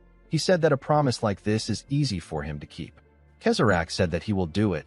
The man told him that he made a wise choice. He said that they will sign a contract and throw away his ugly clothes. He ordered someone to bring Kezarak a dress. Kezarak's father hated this. He begged his son to leave. Kezarak asked his father not to worry. With tears in his eyes, He asked his father to wait 10 years for him. The man didn't know what to say to his son. During winter, we see some maids gossiping about the scars on someone's body. One of them said that the noble adopted Kezrak as his son, and yet he puts him through every kind of sadistic torture imaginable and calls it art. The maid's friend asked her to keep quiet. She said that their master might hear her. As they spoke, we see Kezrak looking at his reflection in the mirror. His body was covered in scars and his hands and legs were held together with shackles. Kezrak didn't have any clothes on. He only wore an underwear and a mask. At this point, he was 25 years old. Kezrak went to the noble's door and knocked on it. When he went inside, the man asked him about who let him in. He asked Kezrak to get out. Kezrak informed the man that today marks the 10 years that they agreed upon. The man ignored Kezrak and turned to his guest. He apologized to him and said that one of his slaves is causing trouble. His guest told him that it is fine. He asked him not to mind him. He smiled and asked the noble to continue his little talk. The guest turned out to be the man who imprisoned Van in the pocket dimension. The scene shifts, and we are taken back to the present. We see Kezrak tell Van that this was his first meeting with the sorcerer from the Zoe Kingdom. He revealed to Van that the man's name is Akratos. Our boy was shocked to hear the name of the sorcerer. The scene shifts, and we are taken to the past. We see Kezrak remembering that the archbishop harassed him again. It was unbearable for him, but he believed that he will be able to see his father again if he could endure the pain for 8 years. At another time, a bunch of other people who look like the archbishop visited Kezrak and harassed him. Every day was hell for Kezrak, but he told himself that he will be able to see his father again if he could just hold on for 5 more years. Kezrak often got tortured by terrible people. His days were filled with nothing but pain. He believed that he would be in less pain if these people just tore his limbs apart. However, he only had 1 more year to see his father. He told himself that he needs to endure for the sake of his father. Kezrak used his own blood to write that he will finally get to see his father when the day comes. The 10 years were complete, and his happy life was about to begin. Kezrak told himself that his new life will start now. He laughed like a deranged man as he said this. After meeting the archbishop, he followed him and Akratos somewhere. As the archbishop guided Akratos, he apologized to him for causing trouble over a single slave. Akratos placed his hand around the man's shoulder and asked him if he knows the amount of information that he has sold to the Zoe Kingdom. He laughed and told the archbishop that it is fine. The man thanked him for this. He turned to Kezrak and asked him to consider himself lucky.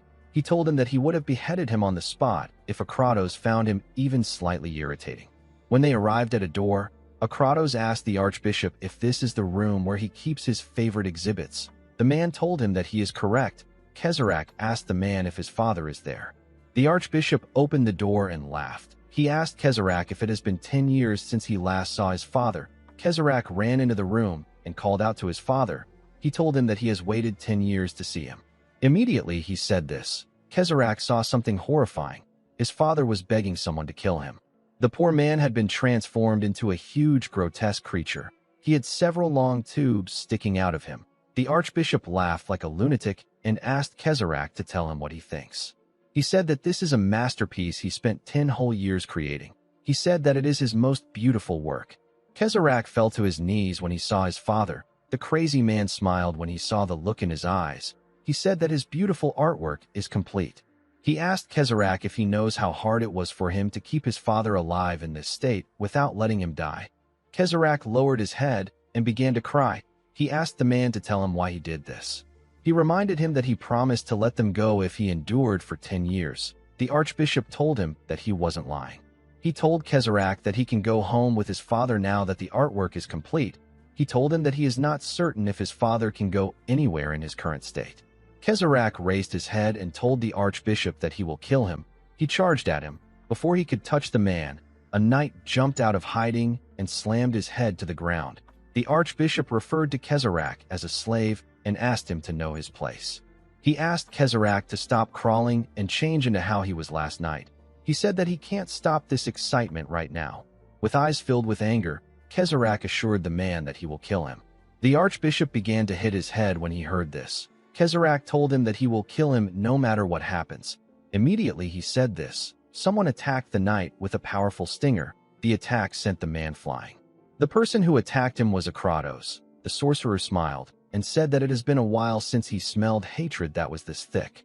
He moved close to Kezarach and asked him if he would like him to help him with his revenge. The archbishop was shocked to hear what Akratos said.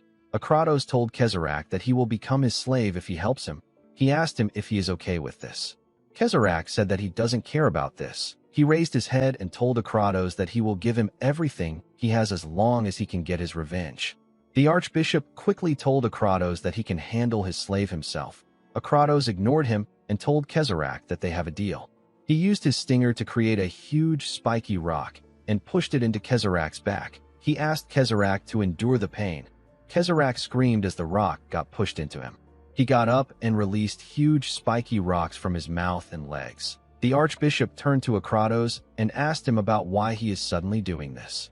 Akratos laughed and asked him if this is sudden. He told the archbishop that he is seriously hilarious. With a smile on his face, he asked the archbishop if he knows why he came all the way there. He revealed to him that their king believes that a filthy pervert like him is just getting in the way.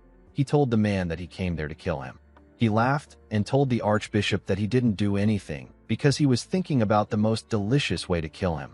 The archbishop was shocked to hear this. He ran towards the door and called out to his guards. Akratos revealed to the archbishop that he already sealed off the sound of the entire room. The archbishop began to hit the barrier and scream. He begged someone to save him. While he was screaming, the spiky rock slowly entered Kezarach's body. He carefully got up. The archbishop began to cry when he sensed Kezarach's presence. Kezarach covered his body with rocks and walked towards the man with a face filled with anger. He told the archbishop that his father probably begged him too. He asked him to beg for his life like a dog. The man begged Kezarach to spare him. Kezarach told him that he is pathetic. The archbishop begged Kezarach to stay back. He began to scream. A week later, we see Akratos looking at something. He couldn't believe that Kezarach tortured the archbishop for a week. He told him that he is seriously not normal. Kezarach had completely torn the man's body apart with rocks. Somehow, he was still able to keep him alive. The archbishop was begging Akratos to kill him. Akratos smiled and told Kezarach that he likes his work better.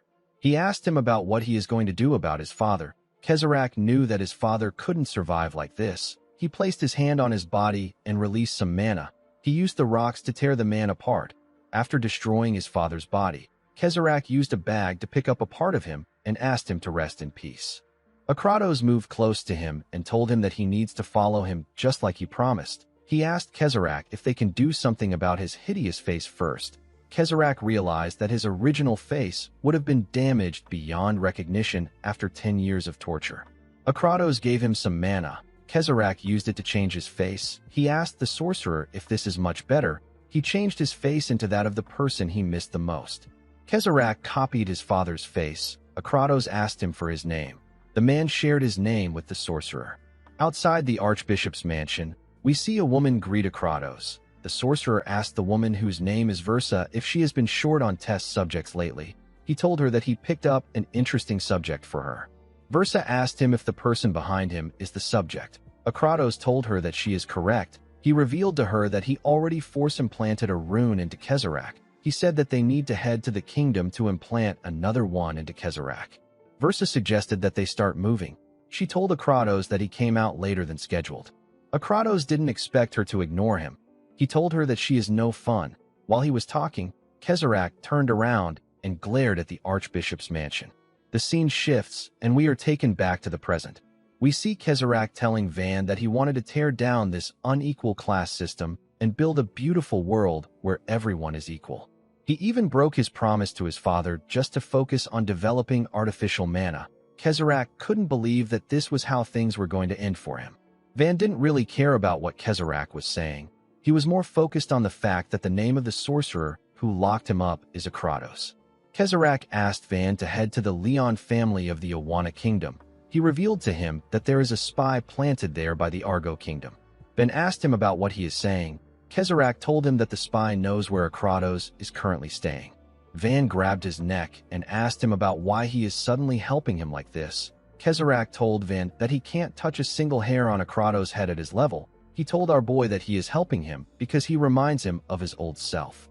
Immediately he said this, someone hit his stomach with a powerful attack. Van quickly raised his head up. He saw another attack coming towards him. Unfortunately, our boy was already out of mana. He didn't know what to do. Before the attack could reach him, someone appeared in front of him and blocked the attack. Van was shocked to see who it was. The person turned out to be Anna Dalton. The woman smiled and told Van that it took her forever to find him. She told him that he has gotten sexier. In the next scene, we see Naomi stop to catch her breath. Pollen asked her if she is okay. He asked her if they should rest for a moment. Naomi told him that she is fine. She said that they need to get to the order as fast as possible. Immediately, she said this. Parkle appeared behind Pollen and told him that the Ethos Order is probably already in shambles. Pollen was horrified to hear the man's voice. He quickly jumped back. He asked him about how he is still alive. He was certain that Parkle was dead. Parkle told him that he needs to check a person a few times to confirm if they are dead. He said that rookies without real combat experience are such a mess. Pollen asked him about what he meant when he said that the Order is in shambles. Parkle laughed when he heard his question. He told Pollen that while the Ethos Knights were focused on Kezarak, they got stranded all the way out here. For the factions that want to wipe out the Ethos Order, there is no better chance than this. Pollen froze in shock when he heard this. He couldn't believe that his commander was right. He didn't think that this was really a trap to lure the Knights out. He now understood that the goal of their enemies was the annihilation of the Ethos Order. He believed that he should have regrouped with his commander instead of running back to the Order. He quickly told Naomi that he will stall Parkle. He asked her to get to their commander. Immediately, he gave this order. Parkle took off Naomi's head. Pollen turned to her when he heard a sound. He was horrified to see that his comrade's head was gone. Parkle appeared in front of him and told him that he has to get back to his friends. With a horrifying smile on his face, he told Pollen that playtime is over. He said that it was fun while it lasted. An hour later, we see someone riding a huge lion appear with his men. One of his subordinates informed him that they found the bodies of a man and a woman. He told him that the two of them are Ethos Knights. The man got off his lion and asked his subordinate if they are too late. One of his soldiers informed him that Pollen is still breathing. Sapphire was surprised to hear this. He asked the medics to treat the man. He told his subordinates that they need to sweep the area faster. The scene shifts, and we are taken back to Van. We see Anna smiling at him. The person who attacked our boy said that a pesky nuisance has showed up. The man with a crow's mask and an unusual arm said that the T's mercenary group is over since Kezarak has been taken out. The man told himself that half the objective is complete. The moment he said this, Parkle appeared behind him and called out to him. He asked him if Kezarak has been eliminated. The man whose name is Raven told Parkle that he is late. He asked him if he was able to take care of the fleeing knights. Parkle told him that he was. Raven stood up and said that the T's mercenary group is now gone. He told him that they are returning to the Argo Kingdom. Parkle looked down and saw Hugh. He told his comrade that Hugh is still alive. Raven told him that it is too late to take care of Hugh. He revealed to him that Sapphire's mana signature is getting closer. He said that they need to get out of there. With a sad look on his face, Parkle said that Olga is going to nag him to death. Raven asked him to stop whining and start moving. Anna was able to sense that the men were quietly retreating. Ben asked her about why she is there. Anna poked his cheek and told him that she went to the tavern where he said that they would meet, and he was nowhere to be seen. She asked him if he knows how long she searched for him. She asked him if he knows the travel expenses she used to get all the way there. Van remembered that he actually sent a letter to her with a messenger bird. He apologized and revealed to her that he ran into Kezarak at the tavern and completely forgot about her. Anna told him that an apology isn't enough. She revealed to him that she spent days looking for him. She told him that he has gotten arrogant just because she compliments him for being handsome. Van threw a bag of money at her and told her that he will double the agreed fee. Anna caught the bag and told him that he is the best. The moment she did this, she carefully looked at him. She knew Van wasn't normal when they first met, but now his mana was on a completely different scale. She wondered if it was possible for a person to grow this explosively in such a short period of time. She quickly realized that this wasn't growth. She could tell that Van was using the power that he was suppressing. While she was thinking, Van looked at her leg and asked her if Ophin is still alive. Anna asked Van if he knows her. She told him that she picked up Ophin after she collapsed nearby. Van said that her survival instincts are really insane. The moment he said this, he walked up to him and asked him if he is safe. Van asked him if he is alright. He looked down to see Kezarak's body. He couldn't believe that Van took him down all by himself. Our boy told him that he was only able to do this thanks to his help. Hugh asked him about the kind of monster he was riding. Van revealed to him that it was a rune-summoned creature. He told him that it disappeared when his mana ran dry. Hugh turned to Anna and asked her for her identity. With a bright smile on her face, Anna introduced herself as an information broker from the Nordya Kingdom. She asked him to come to her if he ever needs intel. Hugh asked her if she can let go of his hand. Anna laughed and told him that his hand is really thick. While they were talking, Van turned to the side. With a scary tone in his voice, he asked someone for his identity. The man told him that he is the one who should be asking this question. Sapphire released his mana and introduced himself as the only Grand Duke of the Awana Kingdom. He asked him if he is an enemy or ally. The Grand Duke's energy was incredible. Van and Anna felt like a powerful beast was standing in front of them. Hugh asked the Grand Duke to tell him how he got there. Van asked Hugh if the man is one of his people. Hugh revealed to him that the man in front of him is from the one and only Grand Duke house of the Awana Kingdom. He said that Sapphire is the head of the Leon household. Van was surprised to hear this. He recalled that Kezarak mentioned House Leon. Sapphire grabbed Hugh's hand and asked him if he is all right. The commander said that he is fine, but his knights got wiped out. He told the man that he is the only one who survived. Sapphire told him that his survival is a blessing. Hugh revealed to him that he is only alive thanks to Van. He told him that our boy took out Kezarak and 2T's executives. Sapphire was shocked to hear this. He couldn't believe that someone as young as Van managed to do this. He told Van that he is his benefactor if he managed to save Hugh's life. He placed his hand on his shoulder and asked him to come to his house and rest since he doesn't look too well. Van told him that he would be honored to visit his house. Sapphire informed his soldiers that they will be returning to the estate immediately. He asked them to treat Van and his comrades with the utmost respect because they are his guests. As they slowly turned around, the Grand Duke told his soldiers that the Argo Kingdom's sorcerers may still be lying in ambush nearby. He asked them to stay alert. While he was talking, Kezarak's body slowly turned into dust. The wind blew away his body. The scene shifts, and we are taken to the palace of the King of Argo. We see Raven and Parkle enter the palace. Parkle asked the skeleton about where Olga is. The skeleton informed him that she arrived earlier and went to the audience chamber. Parkle and Raven went into the audience chamber and bowed their heads to the king. Raven apologized to the king for the delay. He revealed to him that they carried out his command and wiped out the T's mercenary group. The king tapped his finger on his throne and stood up. His body was covered in snakes. There were a bunch of snakes at his feet. Even his hair was filled with snakes. The king told Raven that he ordered them to bait the Ethos Order, kill Hugh Zainal, and erase the expendable T's mercenaries. No one said anything. With a menacing aura, the king asked Raven to give him a reason why he failed to assassinate Hugh. He told him that his reason must satisfy him. A female sorcerer with some moon tattoos on her face told the men that they are pathetic for failing to kill a single sorcerer. This woman is Olga. She is a sorcerer of the Argo Kingdom. A green-haired man laughed and told the men that they infiltrated Awana and wiped out the entire Ethos Order by themselves. A woman next to him laughed and called the men pathetic, incompetent trash. Raven told the king that the entire failure lies with Olga and her squad. The green-haired man was surprised to hear this. The woman next to him called Raven useless trash. Raven revealed to them that they did not inform them that the Ethos Order had another sorcerer that was even more troublesome than Hugh. The man was talking about Van. He remembered how Van fought Kezarak and his subordinates. He told his king that Van held off Kezarak and T's by himself. He said that our boy was the one that threw the entire plan off course. He revealed to Olga's squad that the Grand Duke whom they were supposed to be keeping in check arrived at the battlefield. He asked them about how Sapphire managed to get to where he was. He said that this was the greatest cause of his failure. The king asked him to stop. Raven and Olga quickly went on their knees and told the king that they have committed a crime worthy of death. The king sat on his throne and told his subordinates that they need a body strong enough to endure the side effects of artificial mana if they want to make it perfect. He said that they need a body comparable to a superhuman. The body that best meets these conditions is Sapphire's own. To claim his body alone, the Argo Kingdom has endured years of war against Awana. The Awana royal faction, which was their greatest obstacle, has already been eliminated.